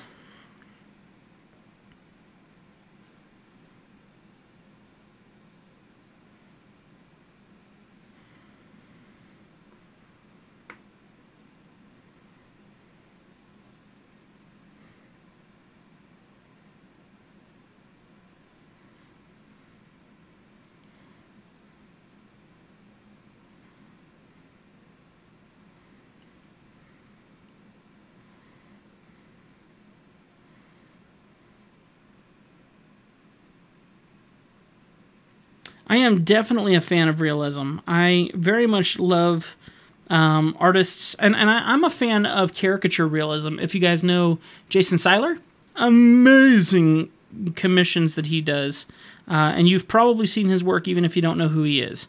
Love his work.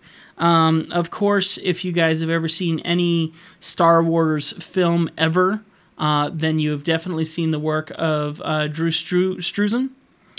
Who is just amazing. There's a form of realism that I like. I don't like it to look so real that it looks like it was a picture. I hate that artists take it to so well. They put so much effort in getting it so perfectly lined and rendered. The rendering is the proper term I was looking for. That in rendering it out and making it look so real, it almost looks like it's not painted. It's unique when you do that, but at the same time, I feel like it removes you, the artist. So I actually really love when you can see the brush strokes, or you can see the rough spots that weren't completely filled out. Even if you look at painters from the old days when it just was paintings, and I mean even original artists all the way back from the golden olden days, you can see where those artists just got bored. And you look at paintings where you see Da Vinci's stuff, and I mean any of the paintings of the big artists, and you can see places where they really focused on the face, but then you look at the hand and it just looks like it's been a muddled, quick painted thing. It's still beautiful in every way, shape, and form, but it looks like not as much detail was taken in it. And that shows the personality of the artist in it, where I'm focusing on the face, but when I start drawing the body of FPV Slacker here, I'm going to be knocking out the body, where the face is getting all of my attention and all the detail and all the personality. The body is going to be a quick throw together in comparison to the effort that's going into the face right now. That is definitely my love. So when it comes to realism, I like realism with a touch of obvious. How about that? That's a fun way to put it. Realism with a touch of obvious.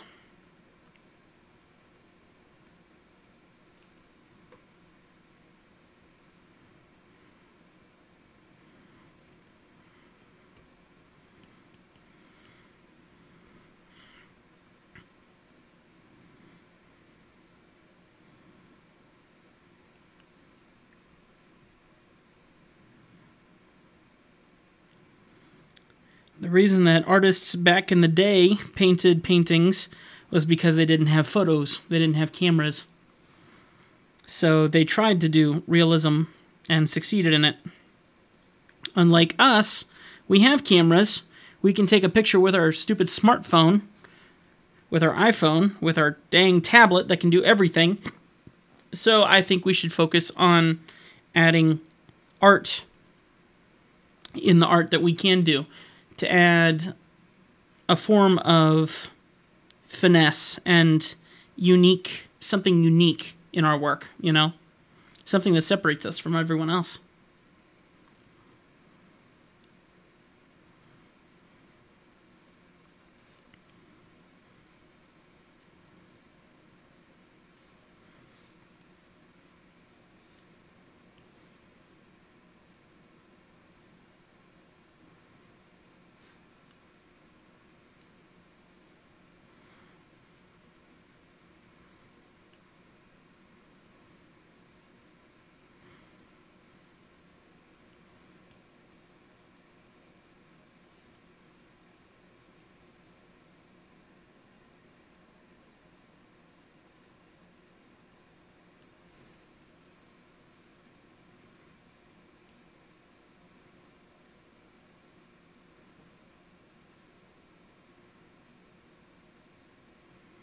trying to figure out how not to hide this, but I'm apparently not finding that successfully.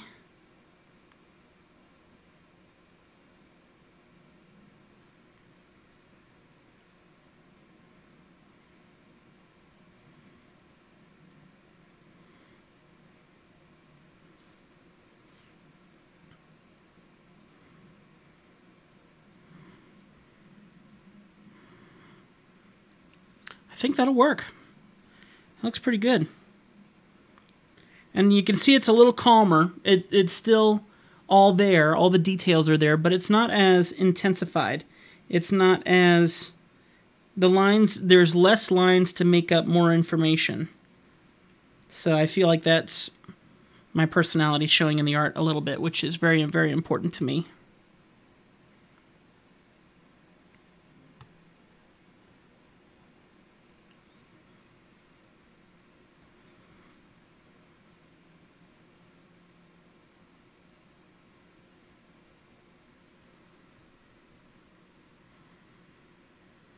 Okay, I think I feel really, really good about that. I think it's time for a quick break. I'm going to go check and see if that mail has come in yet. I really hope it has. I haven't seen the UPS truck. I feel like I would have seen it by now, but maybe they just haven't shown up yet. So we're going to do a quick bathroom break, and when I get back, we will continue drawing. Hopefully, if this package has come in, I'll let you know that it has, and then I will scoot really quick and do my review, which will only take a few minutes, and then we will continue doing our drawing here in a little bit. So let's just start with the bathroom break and even seeing if that is here. So here you go, to the bathroom break.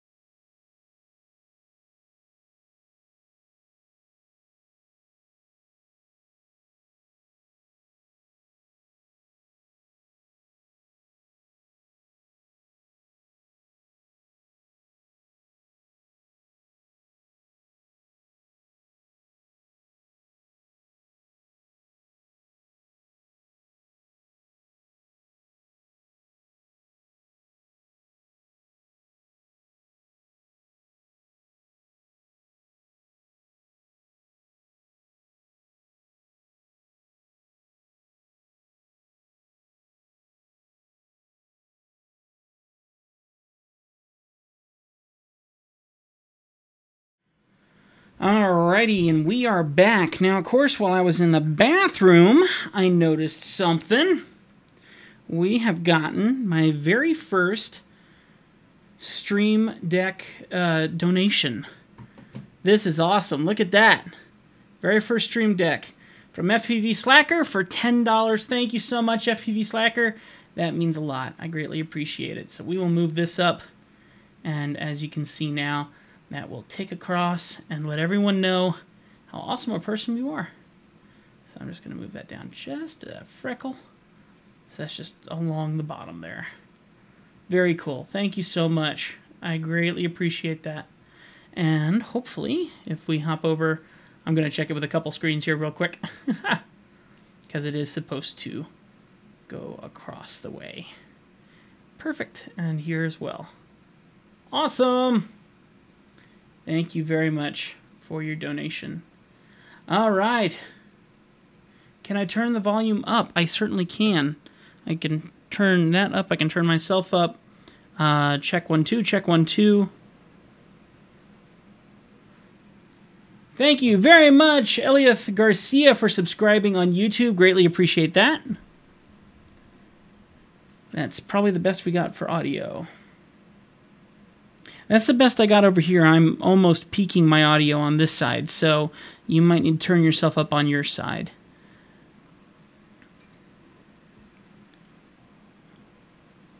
Are you okay? Well, then I'll ask the stupid questions. There's several places where you can turn it up. So check the stream, check your computer. Those are the two areas. You're probably 100% on both, aren't you? That's the loudest I can get it, and I know when I listen to it over, it gets pretty loud. So I'm not certain how else I can turn it up. I think that's the best I got for now. Did you find it? Hopefully it's something on your end, huh? Okay, very good. Alrighty, let's go ahead and get streaming on Blarg again. There we go. So hopefully you guys can see. Whoops.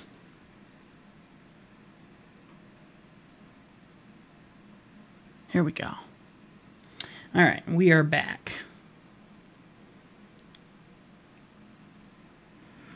Okay, now we are off to the races.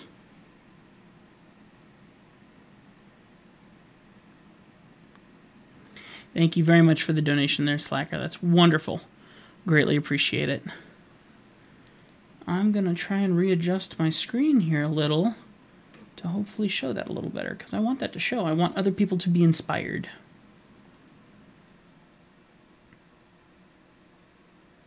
Might need to try and change that color. Hang on just a second. I'm going to go to my viewer count. And my, where's my donation ticker? Here we go. And let me quickly change one thing, and that should make it all better. So text color is now going to be black. And that should fix it. Name text color also in black. And save. There we go. Now hopefully that'll reboot and it will behave itself. There we go. That will help quite a bit.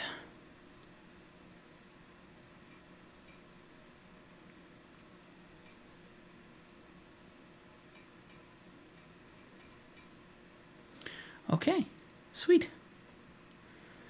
All right, now we're back.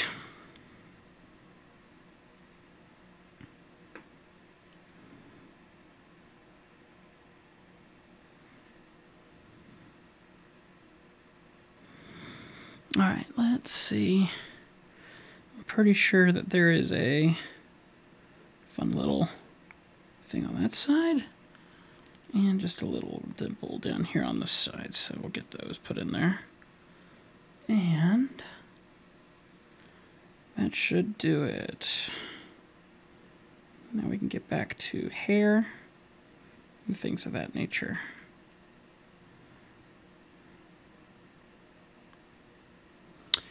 And the hair is going to be important because there's a little bit of style to the hair coming over the ear.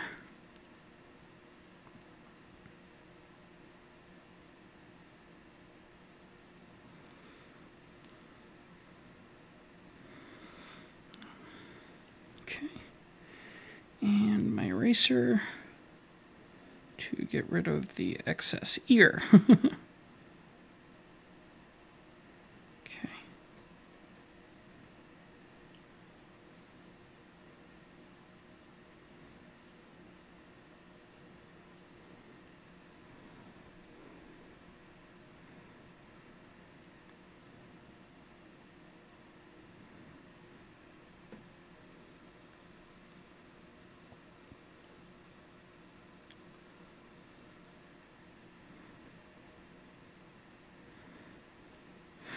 What do I want to work on next?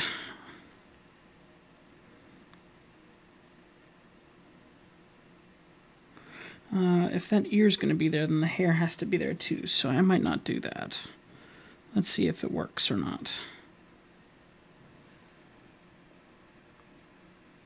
No. Ear's going away. There we go.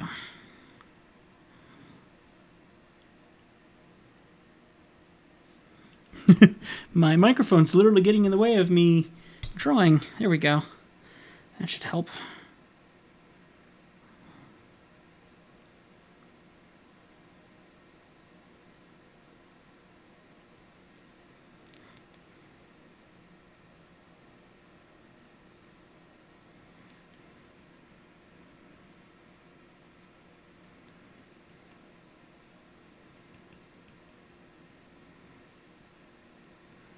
Okay.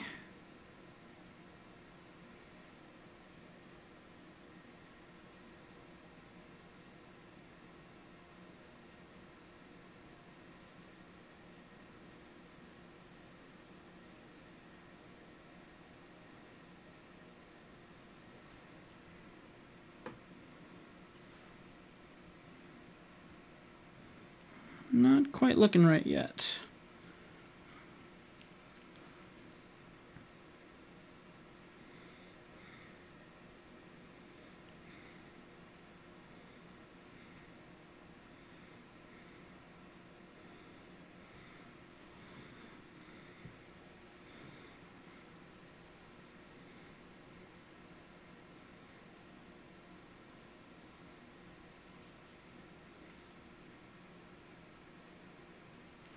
Wow, that looks awkward. I don't like it. Undo. We're going to do this differently because that just looks miserable. Come on, go away, go away, go away, eyes, go away. All of it. There we go. Okay, the quad's going to be up here. Coming down this way. So... Alright. So that way I know which way the eyes need to be looking, which I have them about right. But we're going to do this differently.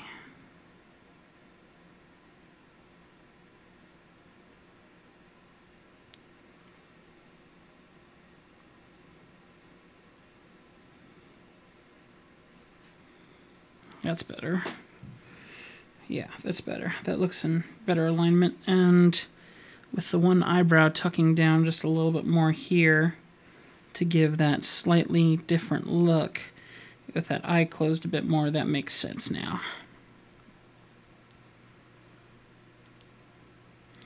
Okay. And let's do a highlight in there.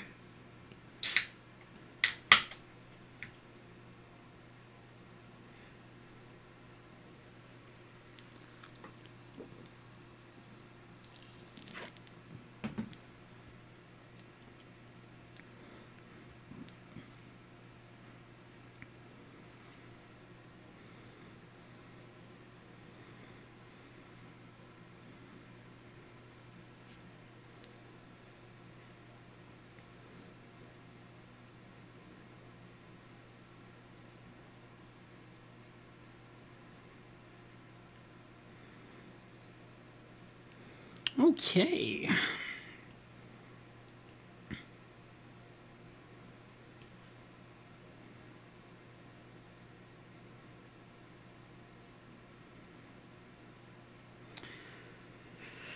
Nope, that looks miserable again. So let's do this, and we'll come back to that in a second. I'm curious about something. I got these functions here that it looks like I can program, but I'm not sure how to program them. So I want to look into this real quick, because I'm getting really tired of having to make my brush bigger and smaller. And if I can program in, then I will do that.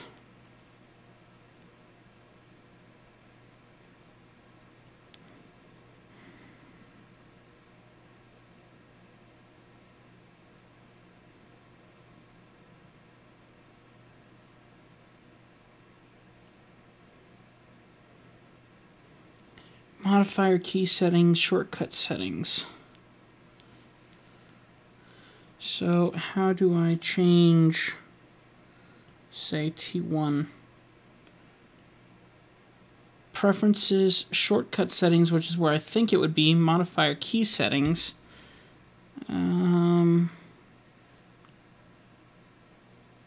Option tool, auto action.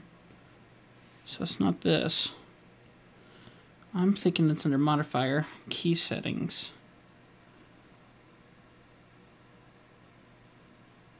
No, it's not, is it? No, it's not.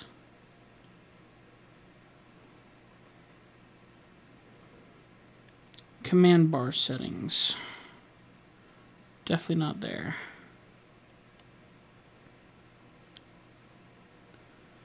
Pen pressure settings, command bar preferences. Touch gesture interface. That's cool. You can adjust the interface color? Yep, cool. Nice.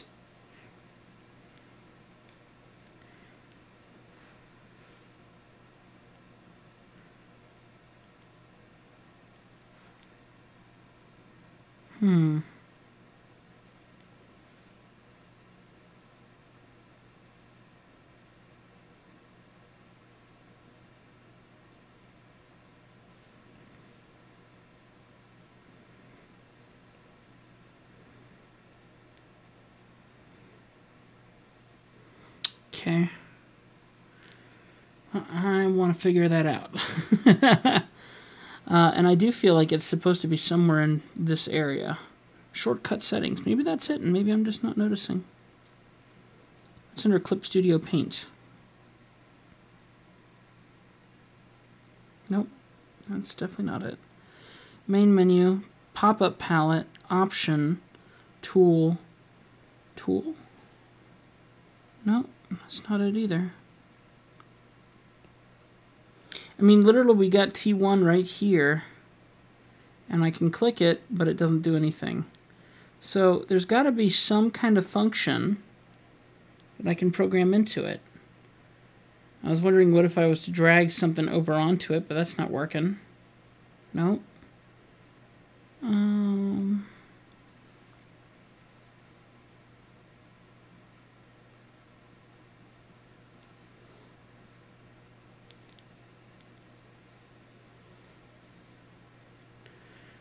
View.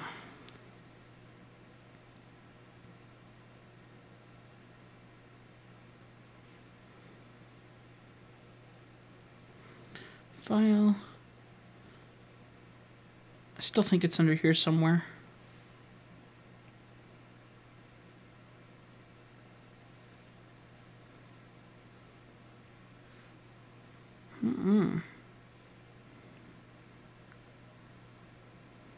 Very weird.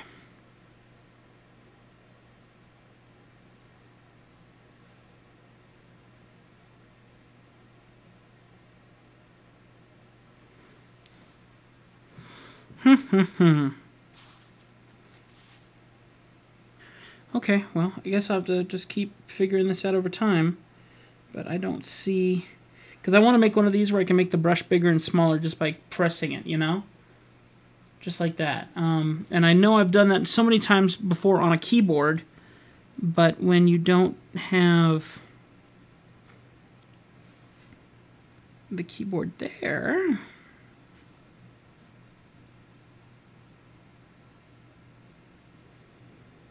They wouldn't have all those there if there wasn't a way to do it. So file, edit, story, animation, that's all those. Pop-up palette, quick access subpalette, materials, options, canvas tool, property, brush size. See, brush size, smaller preset than current.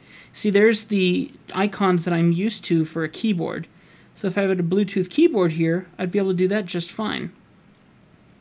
So if I could simply set those up over here on my side palette, I'd be good to go.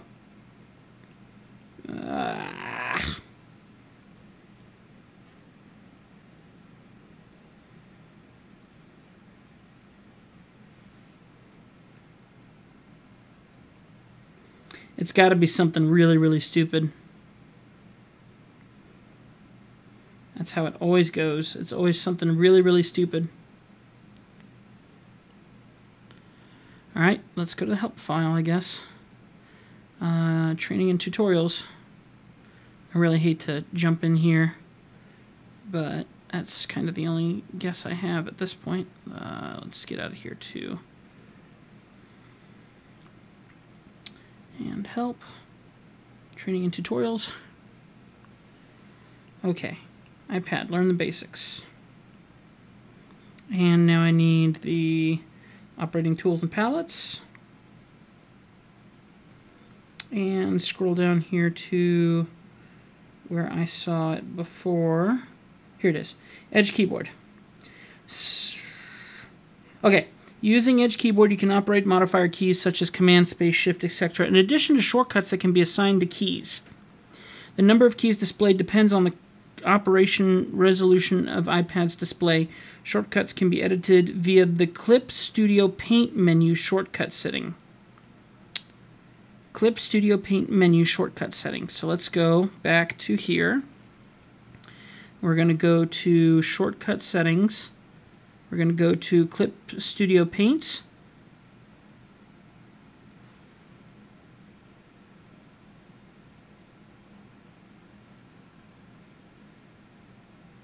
You liars.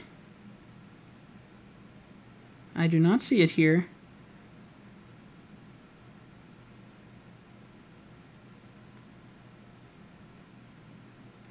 I don't see it there.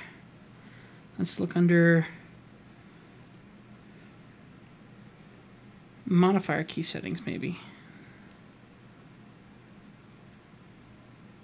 Nope, it's not there. Nope, not there. Command bar settings. Clip Studio Paint. Command bar settings? No?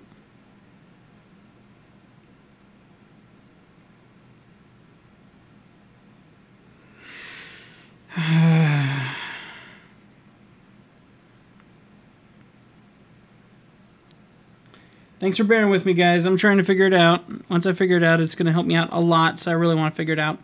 Okay, using Edge keyboard, you can operate modifier settings as Command, Space, Shift, etc. in addition to shortcuts.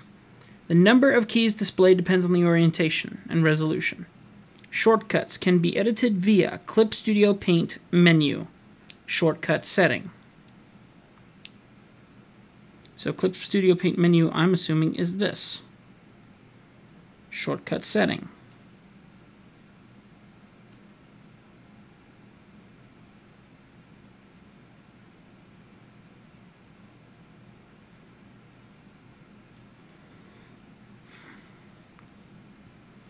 It's going to be something stupid, guys. You know it will be.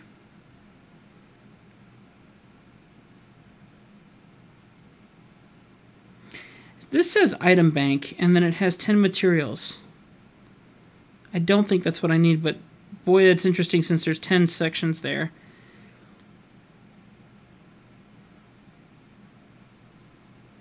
Touch gesture? Nope. Tool property palette? Nope. Gee whiz, I just want to get this figured out so I can get back to work. Because I really kind of need that to be at my beck and call. Now, what about this? What about this, though? What if, What if I went to... Hang on, I think I'm thinking about this backwards. What if I went to the tool itself, or just, where did I find the sizing? Is it under tool? No. I just want to go find that setting that I had earlier. I don't think it was under this. I've gotten myself so backwards confused now that I'm kind of thinking in reverse now by accident. So, shortcut settings. I'm keeping an eye on the chat just in case if you see anything that I've missed, so don't be afraid to pipe up. Pop-up palette. Not here. Option. Canvas tool property palette. Yes. Reduce brush size, increase brush size. That's what I'm looking for, I think. Tool property palette? So let's say increase brush size, and I'm going to hit T1. Ah! Ha! Ha! Ha! Reduce brush size, T2. Biff. Let's see if this works. Yes, it's working. Ha ha ha ha ha. Okay, cool. That's what I wanted. And for giggles, I would love to do one more programming. So, shortcut settings, because that's where I found that. Ooh, opacity changes too. Ooh, so pretty. So, also what I want to do is I want to find my undo and redo. So, let's go close all this junk. And now I'm looking for canvas, tool property, palette, brush size, layer, drawing color, touch gesture, edit. I think it's under edit. Cut and paste. No, never mind. Nope. Drawing color, quick access palette. Nope. Layer property. No. Main menu, pop-up palette. Or tool. Maybe it's under tool.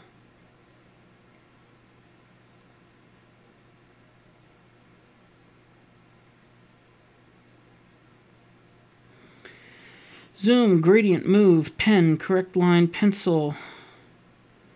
Option, canvas. Is it under canvas? Ruler, perspective ruler? No. Tool property, brush size, ink. Which brush size? That should be the one I just did, which it is.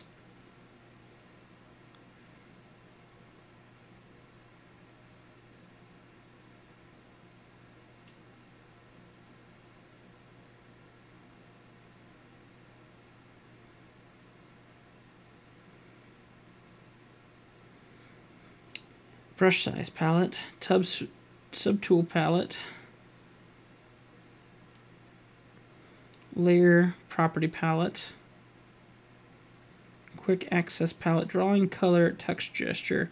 I would think it'd be under edit myself personally, but it's not there. Tool.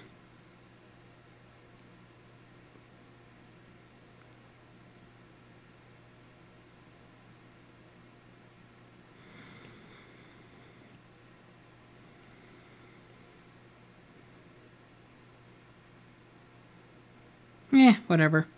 I still have my undo button up there, so I can survive with this. Okay.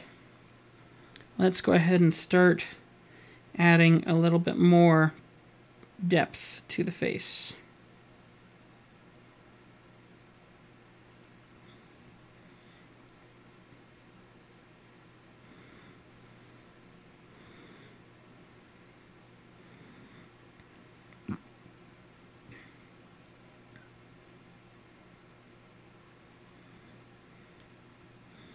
Cool. That's much better.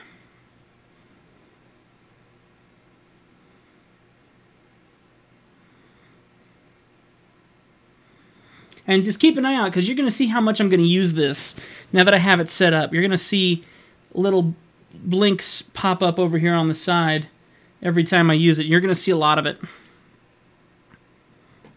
You'll be like, that's why he did that. Okay. Alright, so I think I'm about done with the face. The goggles are my next concern, and I think They may be a little big for his head. I'm not certain just yet.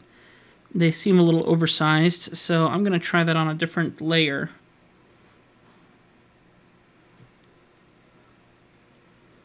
Ooh, that sun is blinding out there.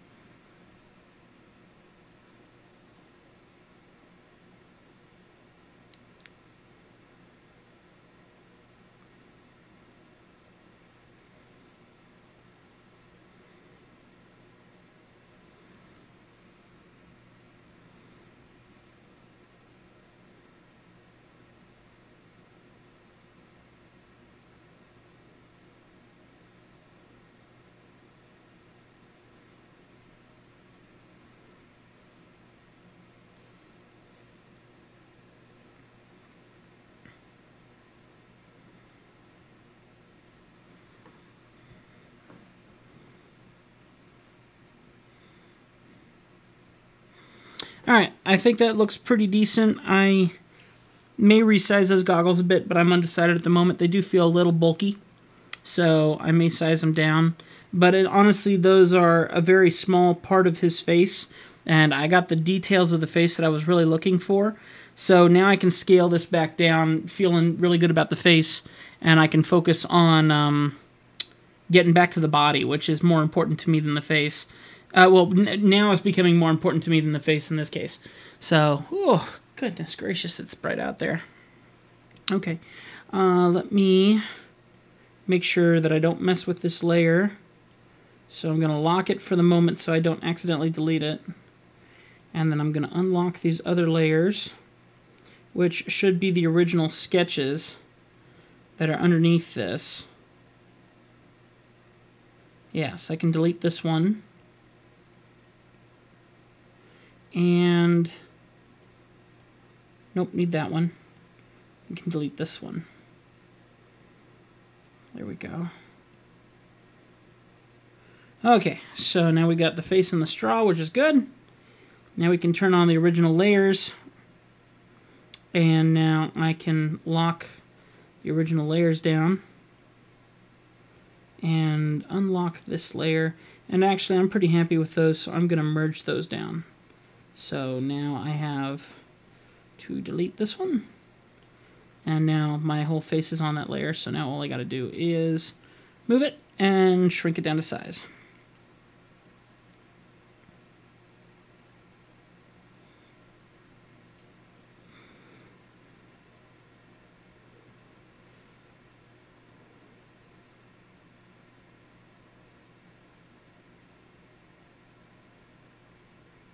There we go. Piece of cake, sort of.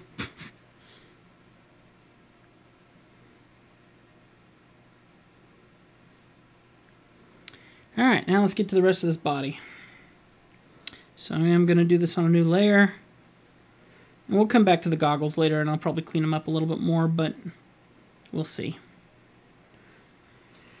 There's a lot of image to create here, so sometimes you got to choose your battles. Nope, nope, way too big. So undo, shrink it down a couple little notches. Too big still.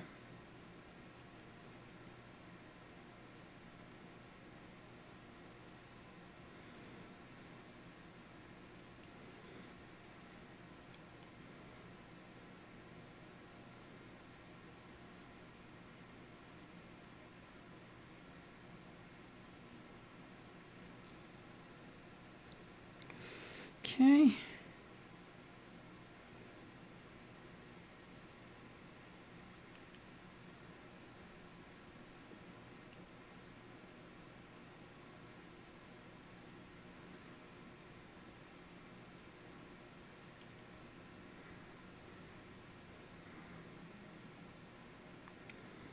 This is probably my favorite part of the whole caricature right here, is this whole hand controlling a whole quad with just one hand.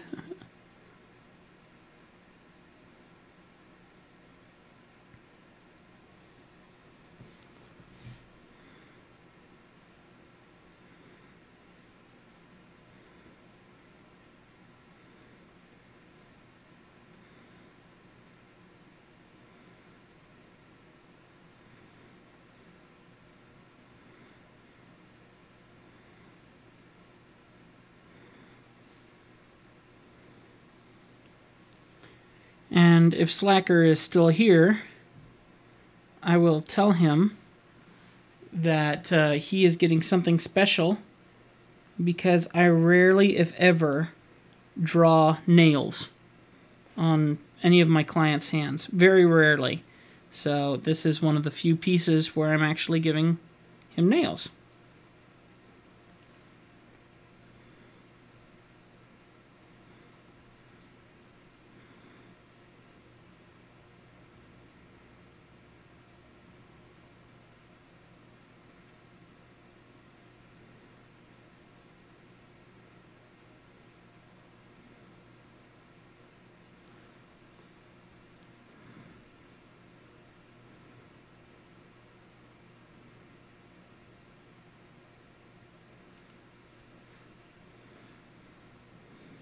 Okay.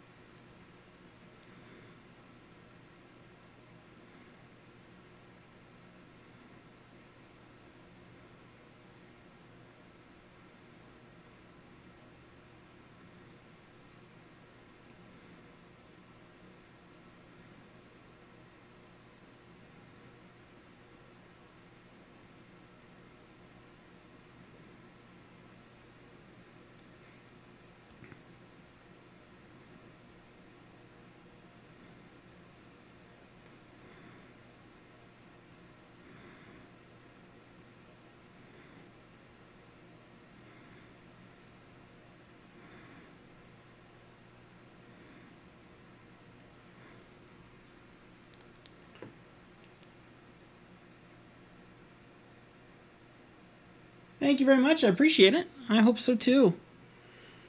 I'd love to see this Twitch take off a little bit more, and I'd love to see this kind of become a full-time thing, but it's going to require a lot of help to make that happen. And a lot of patience, and something... Sadly, patience is something that I have, but something that I can't really afford.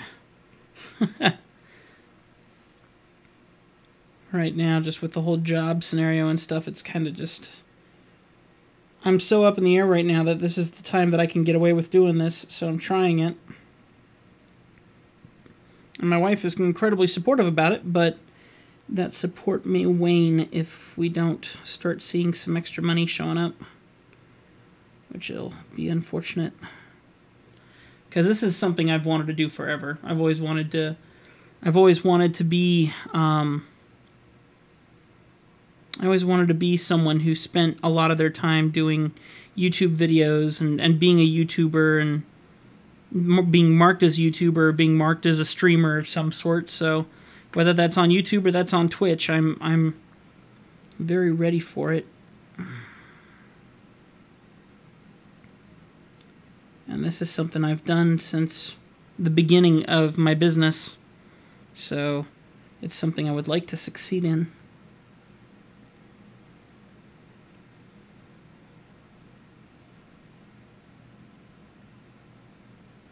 Kind of cool that you can kind of hold the button down and resize it with the button held down.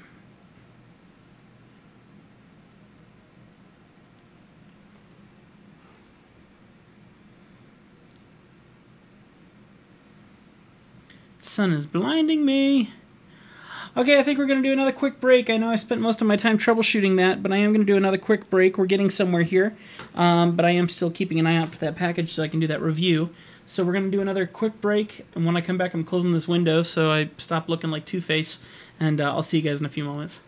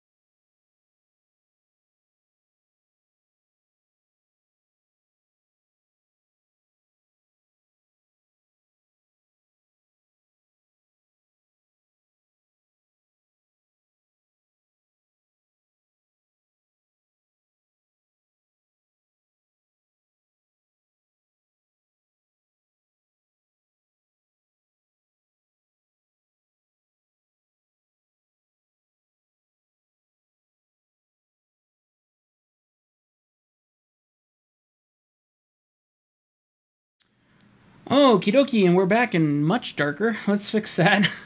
I didn't close the window completely, so hopefully I can still see a shadow once that box arrives. I'm always a kid in a candy store when it comes to getting mail. I'm very excited when it comes in and always ready to scoot immediately and rip into it, and I always enjoy that. So anyway, really quickly, guys, just want to let you guys know that we are continuing our drawing here of Slacker FPV, and it's a really fun piece, something that we've been working on for about a day and a half, 2 days so far, nothing too crazy. As you can see here, we have 20 followers. I need more. We need 100 followers by the end of the month so we can do a caricature giveaway. And then if you look over here, you can donate to the cause and help me pay off some equipment that I bought so I can do these streams a little bit more professionally. This helps me and my wife because right now I am kind of unemployed, and this helps me because I love you guys. All right, let's go ahead and get back into our drawing over on my iPad.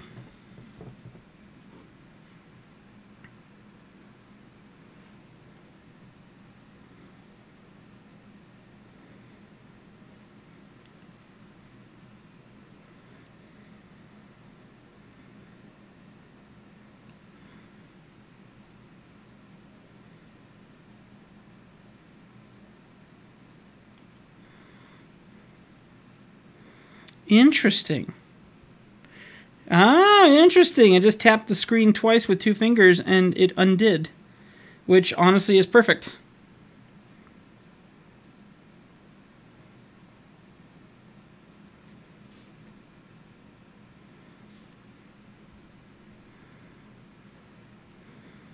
Oh, maybe I only need to do it once. Hang on. Nope, definitely twice. There we go. Can I do that with one finger? Nope, it has to be two. Cool. Now I've learned something new. I love when that happens.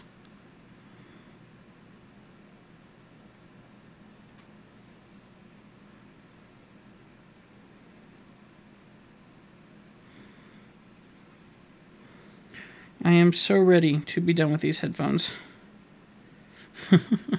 I'm really hoping the other ones are as good as I hope they are. They are kind of an industry standard headphone for radio, and the only reason I know that is because I worked in radio for a little while. They're not too expensive. I think I paid $90 for them, which is expensive, but I love headphones, and I'm not afraid to spend money on them. And these are rated the number 2 headphone for 2017 so far.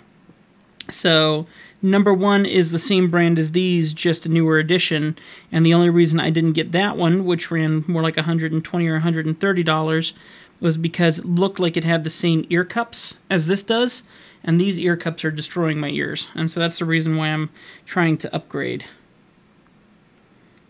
Okay.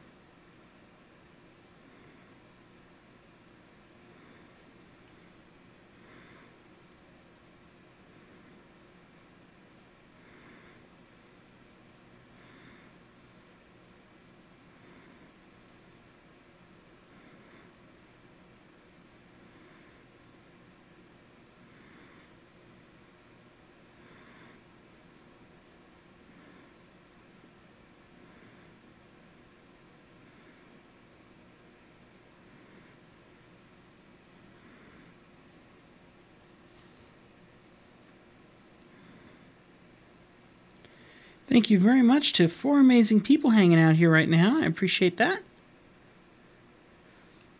So far, we have just been slowly plugging away at this and learning how to use new/old software, which is so good to have back again. It's just a matter of getting used to it and seeing how much I truly love it.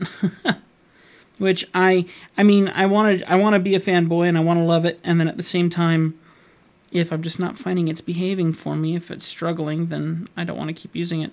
Okay, that looks awkward. Yeah, we're going to have to make some adjustments there, that's for sure. Whew, that's nasty. Let's turn this on its side. And for giggles, let me grab just another color that doesn't have anything to do with this. And hold down Shift. Oh, I need to do this on another layer too. Let's do it on another layer. Okay. And Shift. And boom. Okay. And now let's take this. And we're going to move it. We're going to move. It's not going to move. Okay, fine, whatever. Just move. Move. It's not moving. It's so small. Sheesh. Okay, so that's going to be our guide for making this match up a little better. Okay.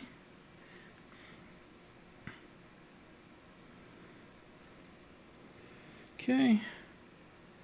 And let's go back to our layer here. And we're going to erase this.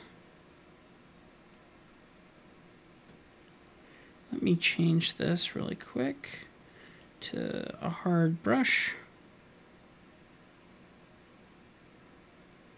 Okay.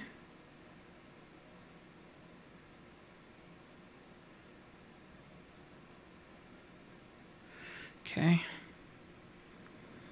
And this all needs to go away to right about there.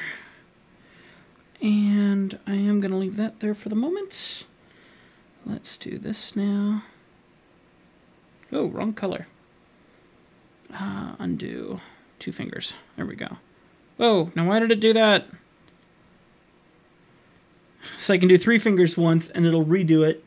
So undo, redo.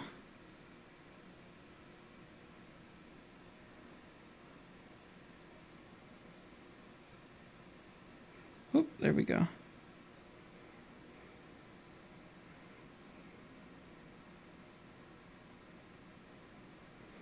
Okay. Let's see how this goes. There we go. And this should come down to here. Okay. And this one can come this way. There we go. FPV Drift, thank you for the follow. Welcome to the family.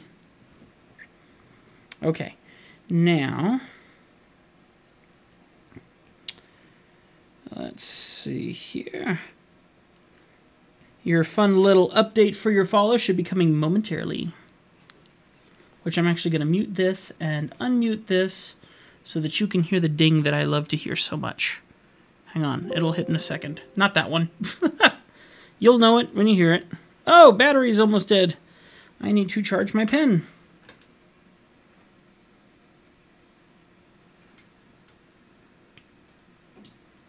So we got to take a break for a few minutes so that my iPad pen can recharge. There it is. Favorite part of my day when that happens. And of course, the money. The money's awesome too. Thank you for the money. The money's awesome. So... All right, so let's go ahead and quickly brighten up my camera, which looks like I'm pitch dark out. Where are you, Brown? Darn UPS. It's not like I work for you or anything.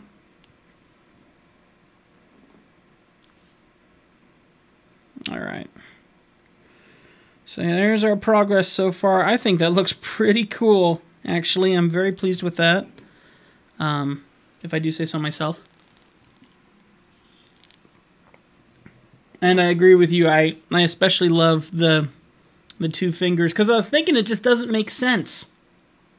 A controller's really big, and I don't know if you use a Tyrannus or a QX7, but if you're flying QX7, you ain't doing no 2 fingers like this. It has to be something like this.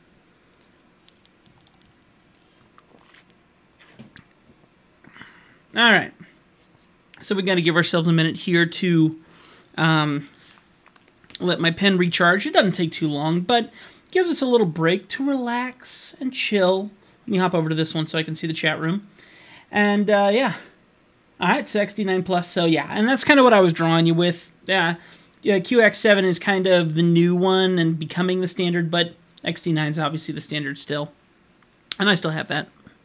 So I have 2 of them, actually, hiding behind this screen here. So, anyway. Whew, do I look like I have enough action cameras? Does that look like enough action cameras? I am definitely... Well, and I'm not including my GoPro Hero 5. I have quite a few of them right now. Because I'm so scared of crashing. And I have protectors on 2 of them, but I need to put a protector on a 3rd one. Dom V2s, that's good. Mine are Dom V3s hanging right there. And I love them. Those are excellent goggles. And this little beast, excuse me, will hopefully be flying by this weekend. Well, not this weekend, probably next weekend. I have one motor here. These motors were a gift, and I put them on and I started flying around, and I was going, why on earth is this thing shaking so bad while it's flying? I'm looking at the camera and it's absolutely miserable. And so I'm spinning this motor and it has got a bent shaft, baby, a bad bent shaft. So I'm hoping, I'm just going to change out this motor and hopefully it'll fly. Yeah, thank you. That canopy was printed for me by Sean Morrison, who is also known as Let's Fly RC. And yeah, this is actually a build that he sent me that I put together, and I had to cheat a little bit because I have a couple extra parts in there, so I had to put standoffs, like an extra nylon bolt on there to hold the frame, just the canopy just a little off the frame, but it should fly okay. I'm excited about that. It's going to be a fun little flyer if it works right. It's going to be a fast little flyer too, because it's a 3-setting canopy, so this is the bottom, then there's a middle, and there's a top. So if you want to go full tilt, you can. So this will be my fastest little 3-incher that I have. But I got motors and props coming in for this guy and for my other 3-inchers, and hoping that it flies right once I got that new motor on here, because that's what I've been blaming it on. If that isn't what it is, then I'm going to be bummed. So, lots of fun there. And honestly, I haven't built in about a week. It's because I've been focused on this. Trying to re-catch up the old days of draw too much and get some new subscribers going on. So, and sadly, doing this has actually caused me to lose subscribers at the moment because just people are not used to the new format of what draw too much is becoming. But it's still a work in progress. We're getting there, and I'm hoping it works. And it will require more time for me to be on here. And the danger, of course, is not knowing what my financial future is. But right now, I told everyone I was going to focus on this for the month of November. I'm hoping I can see that through and that we can top it, and it just requires a lot of help from people who don't owe me anything. So it's a challenge for sure. Alaska Drone Racing League.live FPV.com, huh? If you're not doing anything Saturday. Oh, if I'm not doing anything on Saturday, that'd be cool. Very cool. Good for you. Awesome. Well, and good luck at the event. I wish we had more pilots up here, or down here, since you're in Alaska. The issue being, well, we have pilots, but we don't have them in Great Falls. We have them in, a couple in Billings. We have 1 or 2 or 3 in Helena, maybe a few more than that, but there's only 3 pilots out here in Montana, and I only fly with one of them because the other guy is just busy and owns a motorcycle and has a life and every other reason involved under the sun. So, this looks great so far. I'm pleased with it. I want to work on this arm holding the cup here a little bit, but I think I'm going to like how it's going to look. I like how the legs look, and it's just a matter of getting the general designs proper. And I got to wait for that pen a little bit longer. So I'm going to be right back. I'm going to go check one more time at the door. Like I said, I'm a kid in a candy store. I want my stuff to come in, and it's supposed to come in today. Let me actually do this real quick. I'm going to check my Amazon on my phone and see, because I really want this to come in today. I really do. Really want my new headphones. Really want my new headphones. I love my new headphones. And it's 2:30, which really he's not running late at all. But I remember my delivery from 2 days ago or so came a lot quicker than this. Still says that for delivery, and it says that for delivery in Great Falls. So there shouldn't be any reason why it's not here yet. Anyway, whatever. Hopefully the pen will be somewhat charged soon. I can hop out of here really quick and take a look. Oh, 6%, huh? That's not very useful. Is that really what it is? 6%, my gosh.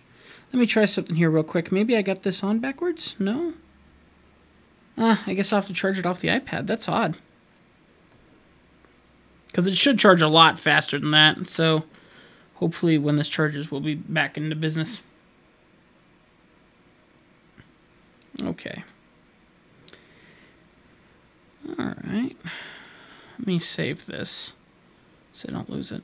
Save. Alright, you guys, another quick breather while we wait for this thing to recharge. Thanks for being patient with me. Let me see how many people we got in here real quick. Yep. Three amazing people. I'll see you guys in a few.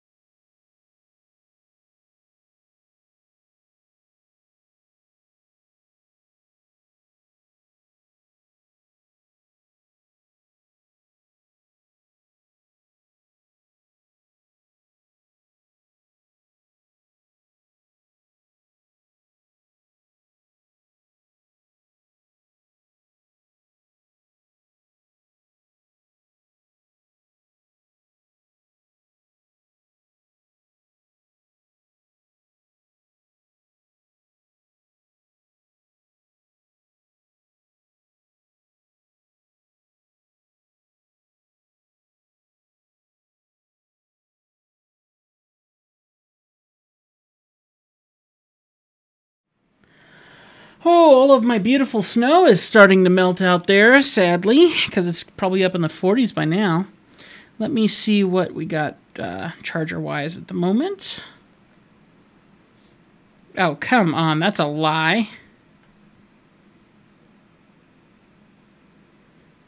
That's got to be a lie.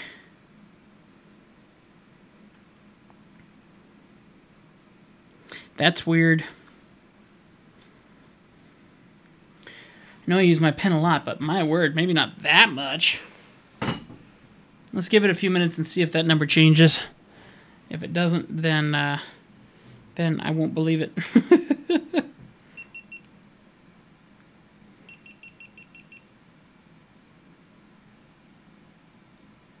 There you go, 9%. Woohoo! We like 9%. I want to wait till 20 or 30%, admittedly. It needs a little bit of time. And it's at moments like this when I think maybe it's time for us to shut down and take a break for our day for a little bit, because there's a lot to do still on this artwork, but I admit I sit way too much. And recently my legs have been getting sore a lot more recently because I've been sitting so much, which I know is a very, very bad thing. So I probably shouldn't sit as much as I do. So, oops, sorry, thumping stuff around. And there we go. If you guys have any questions or anything, let me know. I like hanging out when folks are talkative. When it gets quiet around here, then it's kind of like, yeah, maybe I can scoot, you know.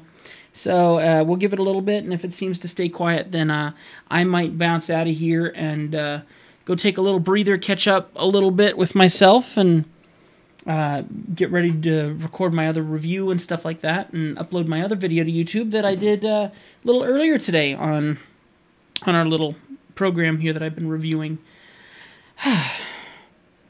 Which has done very well on the view counts. I got like 130 views, which it's, you know, when I first started doing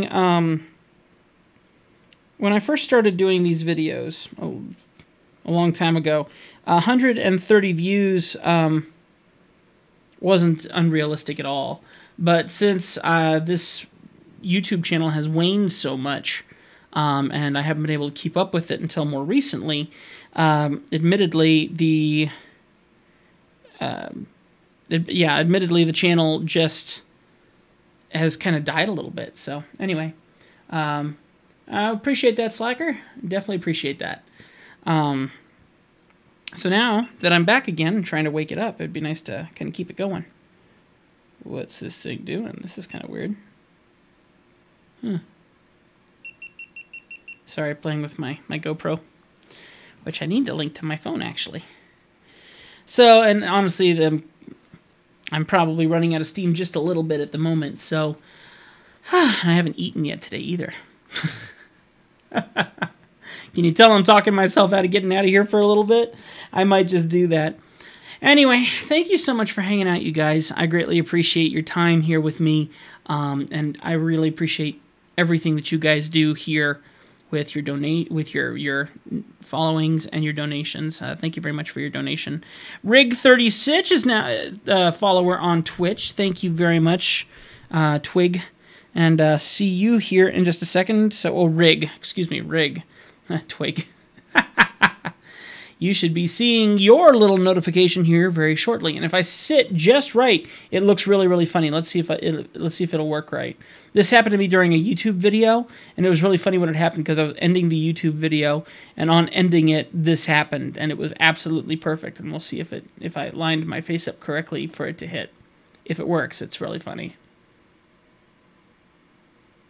I think it's funny anyway. We'll see if it does. I might need to be on this one, though. Let's see.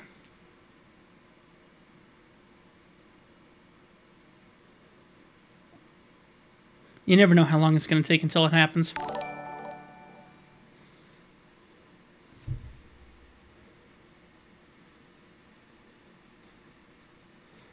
Anyway. I like that. I think that's kind of funny. I like that. I didn't hear the audio, but I wasn't wearing my headphones. That would be a good reason. Anyway, I think we are going to end on that very good note. Our very first donation today. Thank you so much, FPV Slacker, for your donation today and for your patience with me working on your commission, as well as all the amazing followers that we're slowly getting in here. This is absolutely wonderful and very, very exciting to see this growing and succeeding and slowly reaching the goals that I'm hoping it will reach. I have no idea what this means for my future, but my future is so uncertain right now, I have nothing to lose. So I greatly appreciate everyone who's really gone out of their way to help this become more of a realistic thing, and we slowly move forward to further successes. If we push hard enough in what we dream to do, we succeed in it if we really stick our mind to it, and that's something that I desperately want to do. So I think this is a good time to take a break. I really do need to get up and stretch my legs a bit more than I have been doing today. And I think we're going to go ahead and do this recording once this package comes in, which I know it's coming in. And then we'll see about what happens here in the next 2 hours or so and see if we come back or not. In a worst case scenario, we did over... We're literally at 3 hours right now of recording today, and to me that sounds pretty good. A good recording time today. So, guys, thank you so much for hanging out with me here, and I'm really excited to continue to do this with you guys. Of course, the weekend is here, so I probably won't be doing anything over the weekend, but we'll most likely be back on Monday or on Tuesday. Monday, we're hearing results back on my father-in-law's tests, and so I may be kind of focused on family on Monday. We will see. And unless something goes crazy, I'll be back on Tuesday, and we will continue this wonderful time of hanging out together and keep working on these drawings. I'll probably have to work on these a little bit over the weekend just so I can kind of keep caught up with everything, because we got some crazy stuff coming down the pipeline that will require my attention before Christmas. Yay. Anyway, all right. I love you guys. You are amazing, beautiful people, and I will see you next time here on the Draw Too Much Live stuff. And thank you, everyone, for hanging out with me. Keep an eye out. If you are following, then you will see my notifications, my posts that I do here on Twitch, letting you know what our future schedule is. So if I do find time to do it over the weekend, I will make sure to put a mention up. I will put a note on Twitch so you guys can see it and know what's going on. Okay? Thank you so much. Y'all take care. Bye.